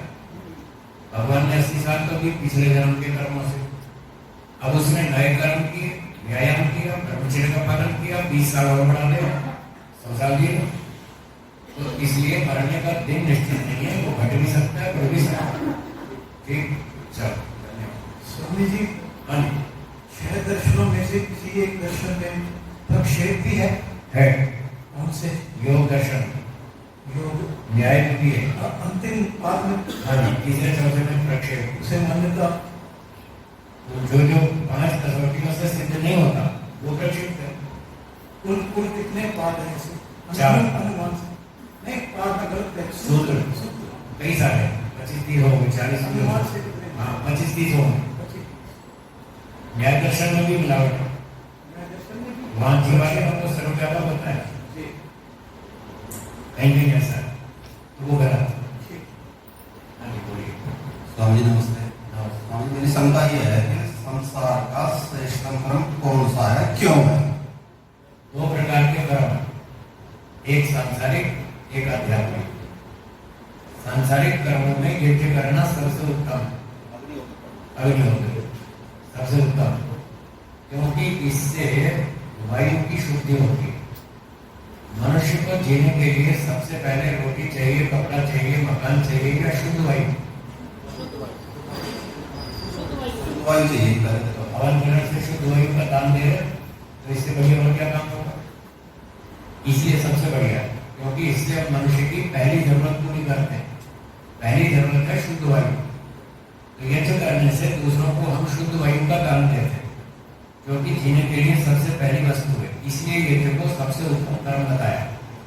ये तो है सांसारिक कर्म, और दूसरे आध्यात्मिक कर्म, उसमें है ध्यान लगाना, उपासना करना, समाधि लगाना।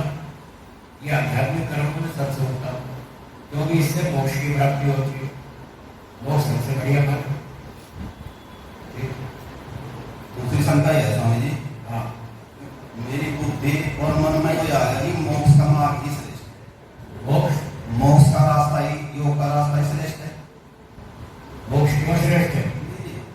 बुद्धि ने स्वीकार कर लिया, मन ने भी स्वीकार कर लिया कि मुक्ति का मार्ग ही चलना, जिस पे चलना चाहिए। वो तो ठीक, लेकिन आत्मा ये कहती है जी कि ऋषि दयानंद उनके बताए अनुसार में प्रचार भी करना चाहिए, देश के लिए भी कुछ करना चाहिए, समाज के लिए भी कुछ करना चाहिए, ये आत्मा कहती है। देखिए ऐसा है, परोपकार करना मोक्ष प्राप्ति में बाधक नहीं है। वो तो सही होगी, परोपकार करेंगे तो ही मोक्ष मिलेगा। स्वार्थियों के लिए मोक्ष बंद, मोक्ष का दरवाजा बंद है स्वार्थी लोगों के लिए, परोपकारियों के लिए खुला है। इसलिए परोपकार करना मोक्ष में बाधक नहीं है। वो तो साहेब करना पड़ेगा, तभी मोक्ष मिलेगा। परोपकार करो, उतना करो जितने से आपको मोक्ष में बाधा नहीं आए, उतनी सीमा तक करो। घी खाना स्वास्थ्य के लिए अच्छा है, हाँ या ना? ज्यादा खाओ तो नुकसान नहीं। तो परोपकार करना मोक्ष के लिए अच्छा है, तो ज्यादा मत करो, वो भी बाधक बन जाएगा। इसलिए ज्यादा नहीं करना चाहिए, संतुलन बना के चलना चाहिए। ज्ञान, कर्म और उपासना, तीन चीजों से मोक्ष मिलता है। नवसुक्लास में लिखा है पहले पृष्ठ पर, शुद्ध ज्ञान, शुद्ध कर्म, शुद्ध उपासना से मोक्ष होता है। मिथ्या ज्ञान, मिथ्या उपासना, मिथ्या कर्म से बंधन होता है। तो जो ये शुद्ध कर्म है, शुद्ध कर्म क्या है? परोपकार। तो परोपकार तो करना पड़ेगा, उसके बिना तो मोक्ष नहीं मिलेगा। इसलिए उन्होंने परोपकार किया। उनका इसलिए स्वामी जी कई बार आपकी प्रवचन सुना दी कि संसार तो नहीं चलता रहेगा, इसका झंझट छोड़कर अपना काम करो। वो तो मैं भी कह रहा हूँ, ये संसार ऐसे ही चलेगा, इसके पीछे ज्यादा मत पड़ो, थोड़ा थोड़ा पढ़ो, अपना थोड़ा थोड़ा काम करो और मोक्ष में जाओ। आप सबको नहीं सुधार सकते। आप क्या सुधार लेंगे? ईश्वर भी नहीं सुधार पा रहा, आप क्या सुधार लेंगे? ईश्वर लोगों को रोज समझाता है या नहीं कि भाइयों अच्छे काम करो और मोक्ष में जाओ? समझाता है? लोग ईश्वर की बात मानते, जब उसकी नहीं मानते, सर्वशक्तिमान है, आपकी कौन सुनेगा? इसलिए अपना टाइम खराब मत करो, थोड़ा थोड़ा परोपकार करो, बाकी अपना समाधि लगाओ, मोक्ष में जाओ। ठीक। तीसरी शंका हो है स्वामी जी, बोलिए। जैसे मंत्रों में प्रार्थना करते हैं चक्षु इंद्री के लिए, घ्राण इंद्री के उसके लिए सर, तो गोलक तो खराब हो रही है, हमारे आंखें कमजोर होगी, खराब हो गई, तो उस शक्ति को मांगने से क्या लाभ होता है? खराब क्यों? इसीलिए से खराब हो गई, आंखें काम सुनना कम हो गया। वो तो प्रार्थना की पहले पुरुषार्थ के बाद करनी चाहिए। पहले आँख खराब होने से बचो। सारा दिन मोबाइल देखोगे, टीवी देखोगे तो आँख खराब होगी। इतने शोर शराबे कराओगे तो कान खराब हो गए। तो उससे ठीक जगह पे रहो ना, इतना कान में शोर नहीं आए, शांति से रहो, एकांत में रहो। फिर प्रार्थना करो, मेरा कान अच्छा रहे, मेरी आँख ठीक रहे। तो लिमिट से काम करो। सारा दिन कंप्यूटर पे बैठेंगे तो आँख खराब होगी। स्वामी जी, जब ये इंद्रिया है ये तीसरी होती है, ये कम ज्यादा हो सकती है, यानी कि क्या इंद्रियों की शक्ति, ज्ञान इंद्रियों की शक्ति, वो इंद्रिय की शक्ति नहीं कम होती, गोलक की होती है। गोलक जो है ना, ये जो गोलक है, इसकी शक्ति कम अधिक होती है। तो कामना किसके लिए है? जो गोलकों के लिए।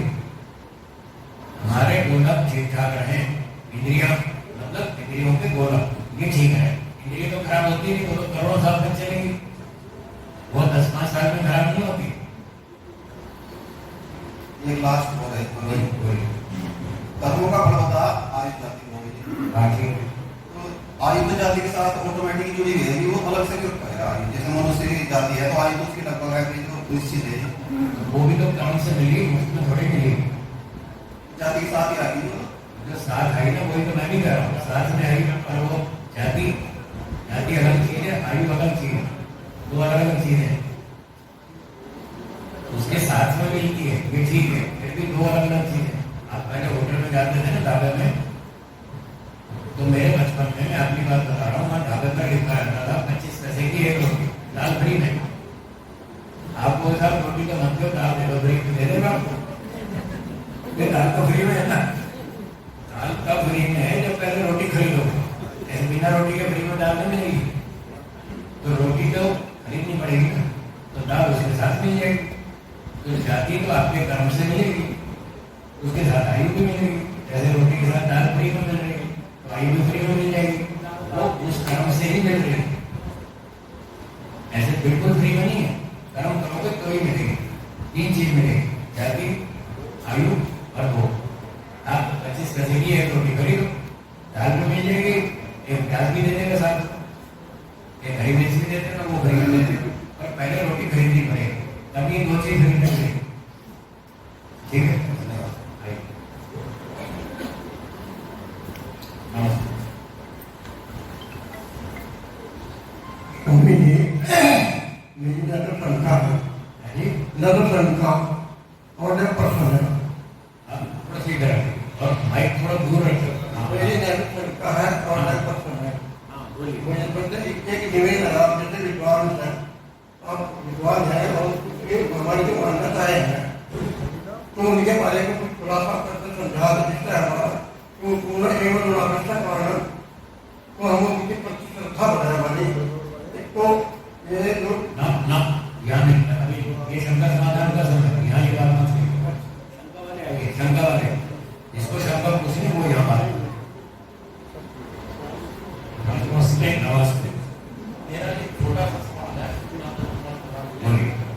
मेरा मनुष्य के लिए संसार में सबसे बड़ा दुख क्या है और सबसे बड़ा सुख क्या है? मन की शांति सबसे बड़ा सुख है, मन की अशांति सबसे बड़ा दुख है। ये तो अस्थिर है, ये तो अभी शांति, मन को शांति दे रहा है या दुख दे रहा है, अक्षणिक है, अभी आया थोड़ी देर में चला जाएगा। आपका प्रश्न ये नहीं था, ये आप गलत बोल रहे हैं।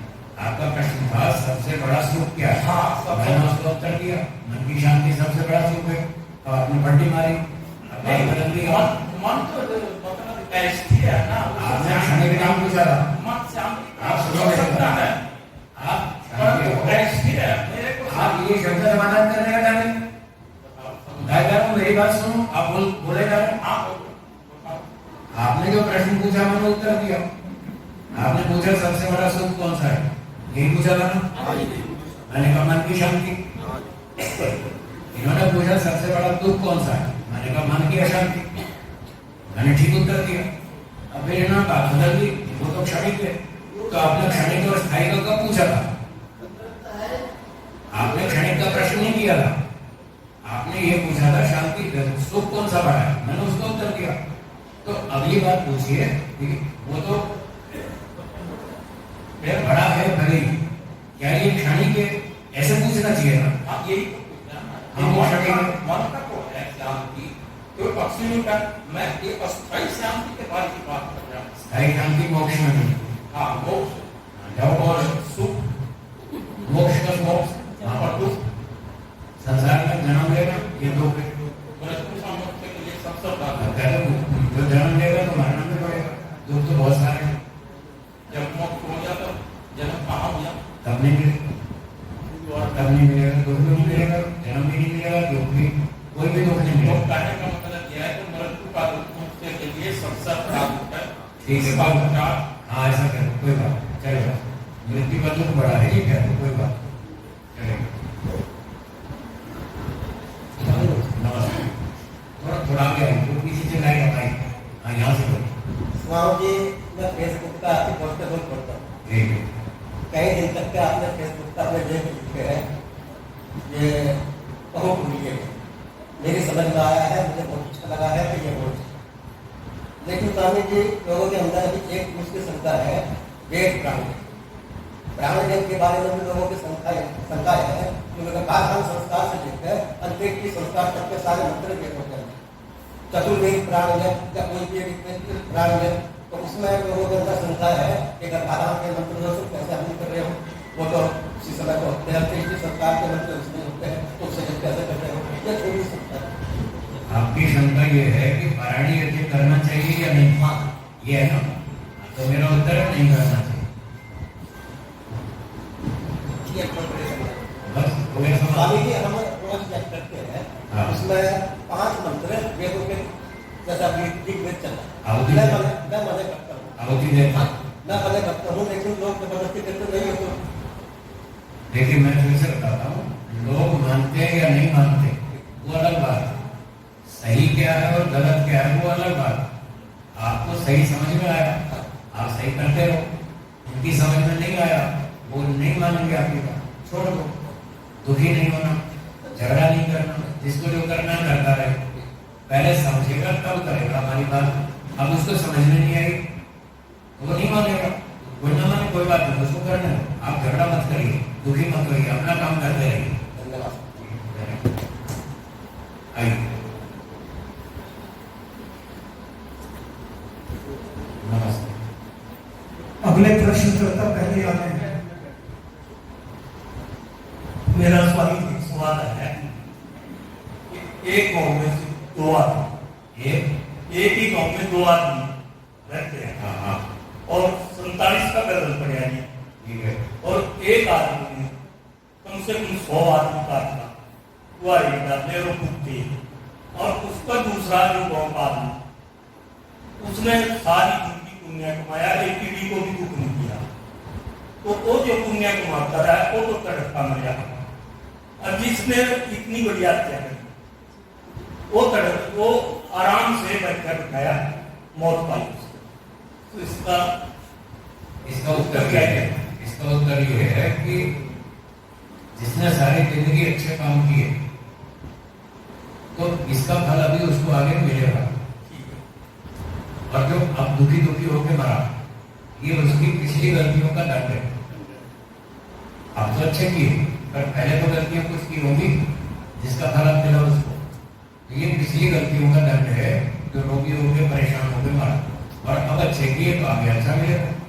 और जिसने अब अच्छी तरह से मरा दुखी नहीं हुआ लेकिन सारा जीवन पाप किए, तो जो अब ठीक से मरा वो उसके पिछले अच्छे कर्मों का फल था, और जो सारे जीवन पाप किए उसने इसका दंड उसको आगे मिलेगा, सुअर कुत्ता बैल बनेगा।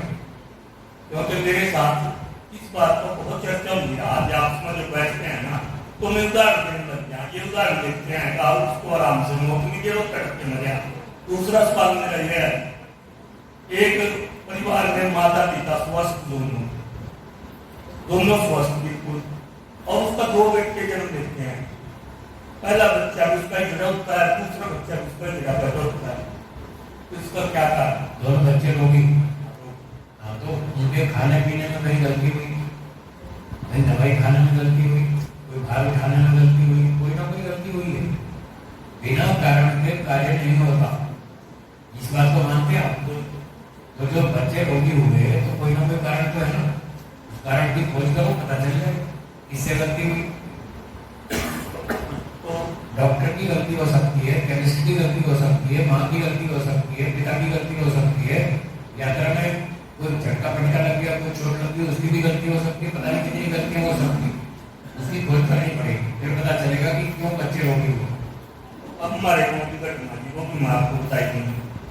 तो हमारे गाँव में माता पिता बिल्कुल स्वस्थ हैं, एक लड़की गूंगी पैदा हुई, तो कौन मतलब जब तो गुनागार में गूंगा हो ही जाएगा, तो मैं जब वो लड़की पढ़ाई अपने दूसरे तरीके से पढ़ाई और शादी उसकी करनी, और शादी करने के बाद शादी ऐसी लड़के से करती हूँ पढ़ा नहीं क्या उसकी क्या आवश्यकता, तो आपके लड़का पैदा हुआ है उनका 2 था, तो वो भी उससे क्या हुआ पैदा हुई, वो भी वैसी आती रोगी हुआ ना, रोगी उसको भी सुनता, वो भी घूम कर गया। तो ये क्या कारण? वो तो कर्म फल है। जब माता पिता का शरीर रोगी है तो बच्चे का भी रोगी होगा ना, माता पिता से जन्म का रोग नहीं आते क्या? जैसे पहले उसके माता पिता थे तो बिल्कुल स्वस्थ है, लड़का भी पैदा हुआ तो बड़ा अच्छा है, ये तो आपने मान लिया स्वस्थ है, इसकी क्या गारंटी है? लड़का पैदा हुआ उनका जो पहला वो बिल्कुल स्वस्थ है। मैं वही कह रहा हूँ, जब पहला लड़का वो आपने पता किया नहीं, माता पिता रोगी थे, आपने मान लिया स्वस्थ है, तो गलती तो यहाँ पर है। माता पिता ठीक है, खाना पीना ठीक है, फिर बिना कारण के तो कार्य होता नहीं। हमारी एक रिश्तेदार में लड़की है, उसके टांगे भी और वो थोड़ी आदमी हो गया है, तो ठीक उसका जो है शादी करनी वो भी आगे का करती है, उसके जो बच्चे हैं वो बड़े तंदुरुस्त है। तो ये कोई पसंद का मतलब बार बार क्या बात सोचनी पड़ रही थी कि ऐसा क्यों है। ये विषय है डॉक्टर का, वैद्य का, उससे जाके पूछो, बताएगा। अपने डॉक्टर को इसका समाधान कर सकता है वैद्य के पास है, वो बताएगा इसका समाधान, उसके पास ये सब्जेक्ट उसका है। मेरा तो मैंने बता दिया ठीक है कि कारण के बिना कार्य नहीं होता। माता पिता स्वस्थ है तो बच्चा स्वस्थ होना चाहिए। अगर बच्चा रोगी है तो मतलब माता पिता के शरीर में कुछ रोग है, वो आप पकड़ नहीं पाए, ना डॉक्टर भी नहीं पकड़ पाया, और आपने मान लिया वो ठीक है, माता पिता ठीक नहीं है रोगी, तभी तो बच्चा रोगी हुआ। बिना कारण के कोई कार्य नहीं होता। ये रोगी है या इसके कर्मों का फल है, ये जो रोगी हुआ ये कर्मों का ही फल है, तीनों के कर्म, माता पिता और बालक तीनों के कर्मों का फल है। धन्यवाद।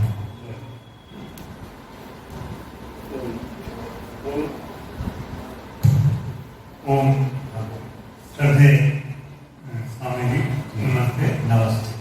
मेरा एक घरेलू प्रश्न है कि हम जो है परिवार में शांति की खोज में हम बाहर तो चले जाए, लेकिन जिसे घर में ही शांति नहीं मिली वो बाहर कैसे शांति प्राप्त कर सके। जिसने अपने परिवार में ही सामंजस्य नहीं बिठाया वो वहाँ आश्रम में जाके क्या सामंजस्य बिठा लेगा। ठीक, तो सामंजस्य बिठाना हमें घर से ही सीखना पड़ेगा, नहीं तो हम कहेंगे इस आश्रम में चले जाओ, उस आश्रम में चले जाओ, इस स्वामी जी के पास चले जाओ, तो इसी में हम भटकते रहेंगे। तो इसके लिए आप दिशा निर्देश दे रहे हैं ताकि हम ये नियम पालन करें। और दूसरा मेरा ये है कि हम सुनते तो बहुत हैं, और आपका भी समय लिया, बहुत कम लिया, नियम व्यवस्था लिया, सुन के हम चले गए, आश्रम में नहीं लिया, तो उसका भी हमें कुछ देना पड़ेगा, पनिशमेंट या नहीं। धन्यवाद। तो इनका डॉक्टर साहब का पहला प्रश्न है कि जो हम आश्रमों में जाएंगे, साधना करेंगे, तपस्या करेंगे, वो तभी बनेगी जब पहले घर में ठीक ठाक शांति से रहें, घर में परिवार के लोगों के साथ मिलजुल कर रहें, उनके साथ झगड़ा नहीं करें। तब तो आश्रम में जाकर वहां के लोगों के साथ भी मिलकर रह पाएंगे। अगर घर में ही झगड़ा करते हैं, घर वालों की बात सहन नहीं करते, तो बाहर वालों की कैसे सहन करें?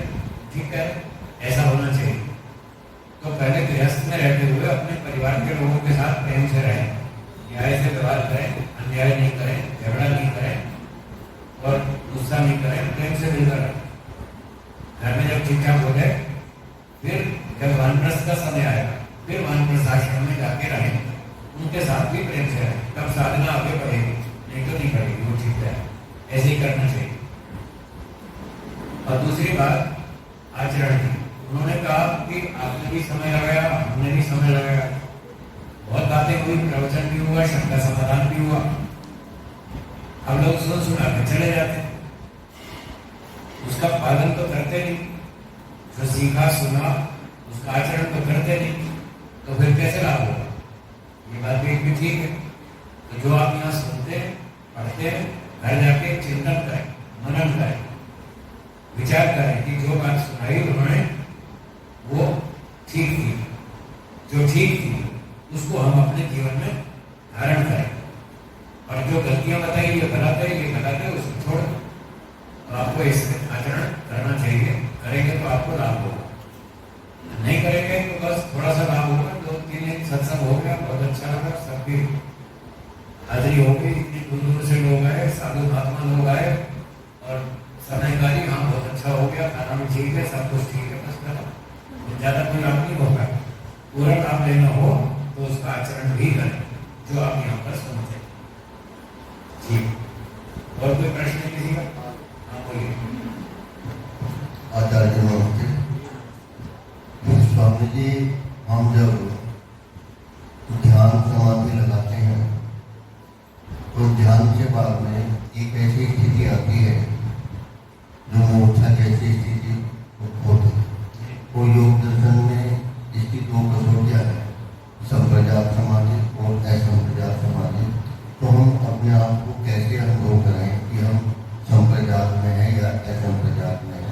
विषय में जो भी मार्गदर्शन करते हैं। उसके लिए योग दर्शन कहता है अभ्यास वैराग्य अभ्यास करने होगा। अभ्यास और वैराग्य से वृत्ति निरोध होता है। योग चित्त वृत्ति निरोध, चित्त की वृत्तियों को रोको, इसका नाम योग है। योग समाधि, योग का नाम समाधि है। तो अभ्यास और वैराग्य से वृत्ति रुके तो हमें पहले ये चेक करना है हमारे अंदर वैराग्य कितना। जब तक वैराग्य थोड़ा तब तक वृत्ति निरोध पूरा नहीं होगा। जब तक पूरा वृत्ति निरोध नहीं होगा तो वो समाधि नहीं कहलाएगी, न समझात न असमझात। तब तक वो चित्त की विक्षिप्त अवस्था है, थोड़ा मन रुकता है, फिर भंग हो जाती है स्थिति, फिर थोड़ी ठीक होती है, फिर भी हो जाती है। तो ये जो बार बार बिगड़ती है इसका नाम है विक्षिप्त अवस्था।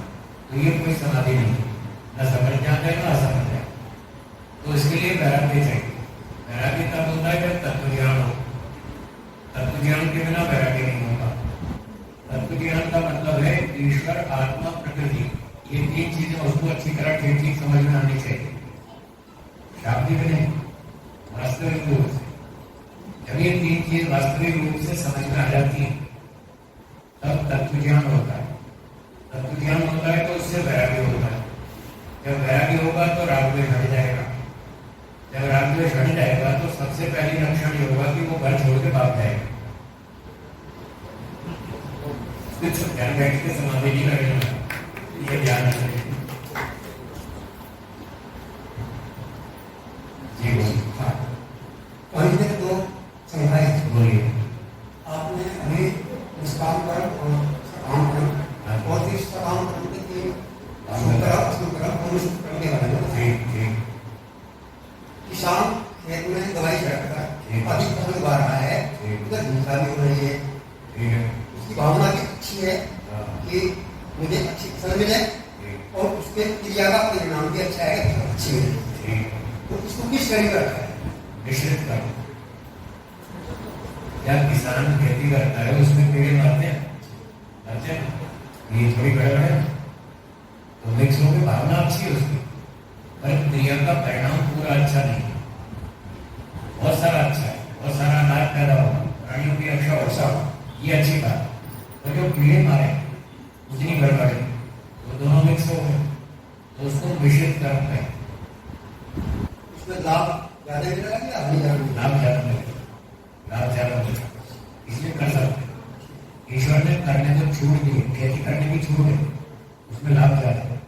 तो जिसमें पाप ज्यादा है उसको मना कर दिया ईश्वर ने, वो मत करो। जिसमें लाभ ज्यादा वो करो। तो खेती करने की छूट दी, इसलिए कर सकते हैं, लाभ ज्यादा। एक प्रश्न ये है स्वामी जी कि हम आम व्यवहार में भी एक दूसरे को आप कहकर संबोधित करते हैं और अच्छा लगता है। अगर हम किसी को तू कह के संबोधित करें तो थोड़ा सा अटपटा भी लगता है, तो सुनने वाले को थोड़ा सा अच्छा नहीं लगता।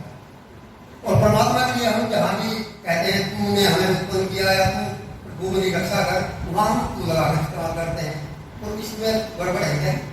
इसका उत्तर ये है कि जो आप शब्द का हम प्रयोग करते हैं ये हिंदी भाषा का प्रयोग है। हिंदी भाषा में तू शब्द उतना अच्छा नहीं माना जाता जितना आप।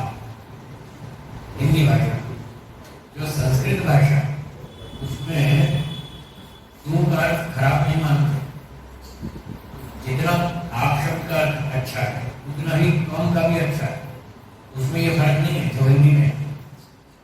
वेद में लिखा है त्वम ही न पिता रसो त्वम माता शतक्रतो बभूविथ, ये वेद का मन। और ईश्वर को त्वम लिखा है, तो वहां कोई अपमान नहीं कर रहा उसका, तो स्वयं ईश्वर ने सिखाया है आप मुझे त्वम बोलो। तो त्वम का संस्कृत में बुरा नहीं है, हिंदी में बुरा है। तो हिंदी में आप बोले तो तू मत कहिए, हिंदी में तू मत कहिए, हिंदी भाषा में आप बोलिए। और संस्कृत में बोलना हो तो तुम बोलिए, कोई दिक्कत नहीं। और एक और बात दूसरी, जहां पर ज्यादा निकटता हो जाती है, प्रेम बढ़ जाता है, वहां पर भी प्रेम से तू शब्द का प्रयोग कर लेते हैं, फिर उसको बुरा नहीं मानते। जैसे हरियाणा में बच्चे माँ को बोलते हैं माँ तू की क्या 42 है, ऐसे बोलते हैं। माँ को क्या बोलते हैं? तू। तो वो तू को छोटा अपमान करने के लिए तू नहीं बोल रहे, वो प्रेम भावना है, इसलिए तू बोलते हैं मारी तेरी माँ 43 है। तो यहाँ तू शब्द का प्रयोग स्वीकृत है, कोई आपत्ति नहीं। जैसे हरियाणा की भाषा में माँ को तू बोल देते, तो संस्कृत में भी माँ को तू बोल देते, उसमें क्या दिखता है? ईश्वर को हम तू कहते थे, वेद में लिखा है तुम ही नाम पिता बसो, तो कोई आपत्ति नहीं।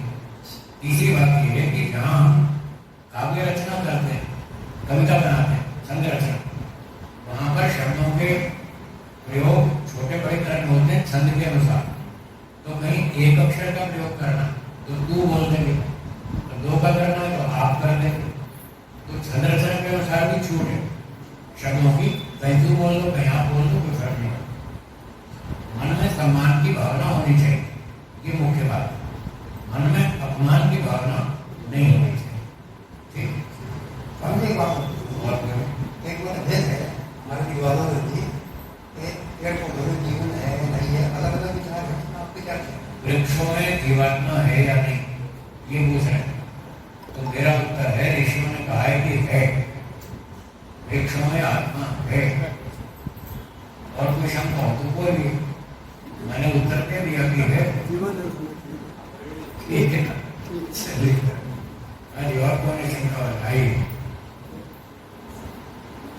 ये सज्जन अंतिम इस गोष्ठी के प्रश्न करता है। ठीक, बहुत अच्छा, नमस्ते। इस गोष्ठी में और प्रश्न नहीं किए गए। ये आखिरी प्रश्न। मेरा प्रश्न ये है, मैं पहले सरकारी सेवा में था, 2006 में वहाँ से रिटायर हो गया, और यहाँ से पहले मैं फरीदाबाद नौकरी करता था।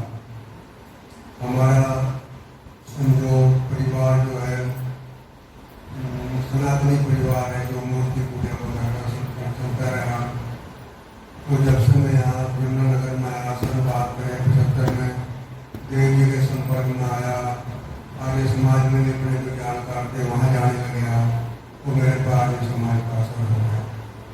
अब मैं नित्य संध्या वगैरह तो करता हूँ, मेरी पत्नी जो है वो दूसरी पूजा करती है, तो उसको अगर समय नहीं होता, मैं वहाँ दीपक जला देता हूँ, प्रसाद रख देता हूँ और अपने आप बैठकर संध्या कर देता हूँ। रही बात सत्यार्थ प्रकाश पढ़ने की, मैं सिर्फ एक ही समुदास पढ़ता रहा हूँ, और बाकी मैं क्योंकि प्रथम समुदास में ईश्वर का श्रेष्ठ नाम ओम बदलाया है, तो रात को सोते समय, दिन में आराम करते समय मैं ओम नाम का जाप भी करता रहता हूँ। तो बात यह है स्वामी जी, मैं तो मोबाइल में भी आपके लेख पढ़ता रहता हूँ, आत्मोन्नति वगैरह कुछ और इस तरह के, उसमें बाद में आपका नाम लिख के आता है स्वामी विवेकानंद, तो आगे और भी कुछ आचार्य इस प्रकार से। तो मैं आगे अध्यात्म की ओर बढ़ने के लिए, मोक्ष प्राप्ति तो ईश्वर मनुष्य का उद्देश्य होना चाहिए, तो उसके लिए मुझे आगे क्या? एक तो सत्यार्थ प्रकाश को पढ़े, एक चैप्टर तो पढ़ लिया, फिर और आगे पढ़े, और शिविरों में जाते रहे, शिविर में जाते रहे। वो जो आत्मोन्नति वाले हैं आचार्य आशीष जी है ना, आत्मोन्नति वाले, आत्मोन्नति ग्रुप में है क्या? अच्छा नहीं, कोई बात हाँ, तो कोई बात नहीं। तो ये अपने जो है बंधु, इनके साथ संपर्क बनाए रखते हैं, और जब जब शिविर लगते हैं तो शिविरों में जाते रहे, सत्संग में जाते रहे, स्वाध्याय करते रहे, और ईश्वर का ध्यान करते हैं, ओम का जप करें, गायत्री मंत्र का जप करें, तो धीरे धीरे आपकी उन्नति हो जाएगी। धन्यवाद।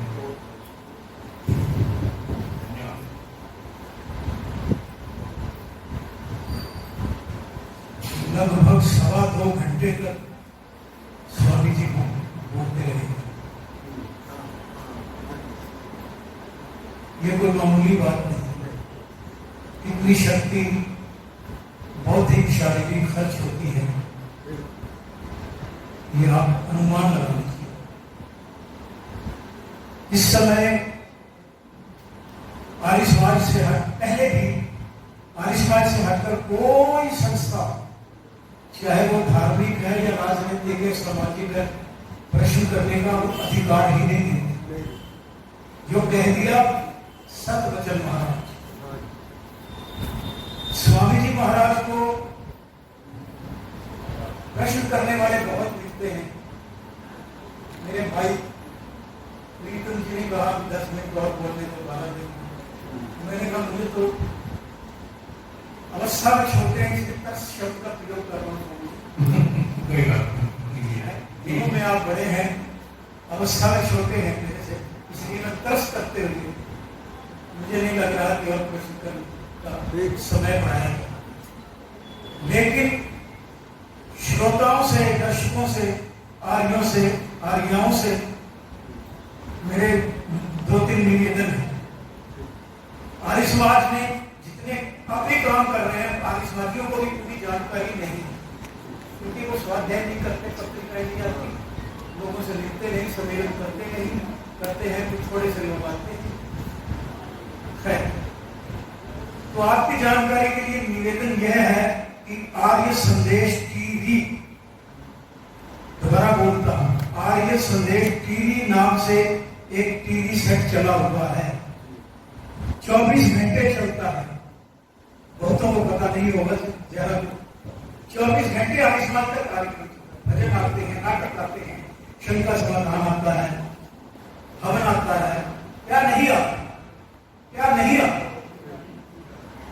इसके अलावा जितने भी विद्वान हैं, स्वामी जी समेत, सबके अलग अलग चैनल हैं। मेरा तो बहुत समय ही में लग जाता है, तो आप उनका लाभ उठाइए। उनको पता भी नहीं कि आर्य संदेश टीवी चलता है। टीवी में भी आता होगा, मेरे यहाँ तो टीवी है नहीं, उसमें भी टीवी शब्द आया तो टीवी में भी आता होगा कार्यक्रम।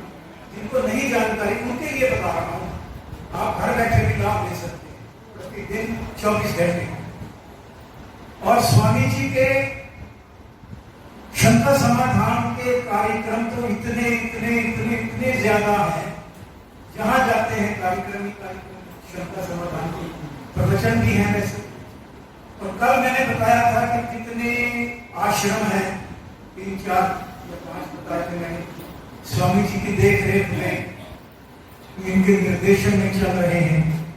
तो आप यहाँ बैठे भी लाभ ले सकते हैं, आगे वैदिक रंग में रंगे जा सकते हैं, और वहां भी जाकर अनुमति लेकर जाइए, वहां जाकर लाभ लीजिए।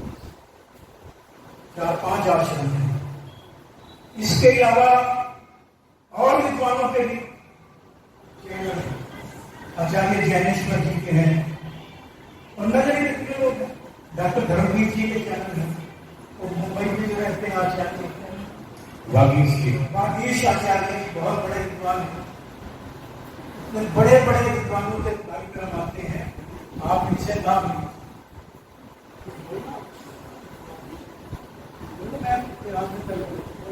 अच्छा, अगली बात यह है, कल भी मैंने कहा था कि पत्रिकाएं हैं, हमारे समाज की पत्रिकाएं हैं, कि अखबार नहीं है कि जो मैं इनको रद्दी में बेच सकता था। तो जिनके यहाँ पत्रिकाएं नहीं आती, एक तो पत्रिकाएं घर में मंगाओ, शंका समाधान करो। दूसरा, मेरे पास इतनी पत्रिकाएं आती हैं, हर रोज रात में 2-3 4 भी आ जाती है रोज। तो आप पत्रिका, कल मैंने कहा कि फिर भी लोग नहीं लेके जाते, मुझे बड़ा दुख होता है। तो आप पत्रिका ले लेंगे, पढ़िए। अगला कार्यक्रम 4 बजे आरंभ होगा। आप स्वयं तो पधारिए ही, औरों को भी बताइए इस कार्यक्रम की विशेषता, इस कार्यक्रम के लाभ, क्योंकि थोड़ा कल का आधा दिन बचा है, तो इससे ज्यादा मैं और कुछ नहीं कहना चाहता। हमारे भाई जो इस कार्यक्रम के संयोजक हैं, और आर्य समाज जगदात्री परीक्षा के सहयोग से ये कार्यक्रम हो रहा है। तो आप प्रधान जी कृष्णपाल जी कहाँ बैठे, यहाँ किसी कार्यक्रम में व्यस्त होंगे। इन 2 भाइयों के सहयोग इनका परिचय कराना भी मैं धर्म अपना समझता हूँ। इन लोगों के खर्च से, इन लोगों के सहयोग से, इन लोगों के प्रयत्न से ये सब कुछ हो रहा है, जिसमें आर्य समाज जिला की वर्कशॉप का भी सहयोग है। तो इनको सहयोग करना भी हमारा धर्म है, शारीरिक ही नहीं, आर्थिक भी, मानसिक भी, सामाजिक भी सहयोग करना हमारा धर्म है। इन शब्दों के साथ अब मैं उनको समय देता हूँ। श्री प्रियतम जी, ये कितना काम से 4 बजे उठते हैं, गौशाला है इनकी, है जी, अकेले चलाते हैं परिवार में, परिवारजनों के साथ बस, और बहुत से लोगों को दूध पहुंचाते हैं। हम गाय का इनकी विशेषताएं आप जाने तो मुझसे पूछिए। दूसरे चौथे दिन आ जाते हैं कोई ना कोई प्रश्न लेकर के। प्रश्न वही करेगा जिसने कुछ स्वाध्याय किया है, जिसको आगे बढ़ने की तड़प है, इच्छा है, यत्न है। क्यों जी? जो कहता सच वचन सुन लिया बस ठीक है, वो ना अपना विकास कर सकता है ना किसी दूसरे का। तो मेरे भाई हैं, ये कुछ कहना चाहते हैं, आप इनकी बात सुनिए। इनका स्वागत है, धन्यवाद। शांति पार्टी का देवियों सज्जनों, लगभग 2 घंटे से पूज्य स्वामी जी जीवन के पथ पर चलने के बहुत ही उत्तम तरीके हम सबको बता रहे थे, इशारा कर रहे थे कि चलता जा तो निरंतर पथ पर चलने में माहिर बन जाएगा, या तो मंजिल मिल जाएगी, नहीं तो अच्छा मुसाफिर बन जाएगा। तो साथियों, मैं आप सबसे निवेदन करूंगा कि आप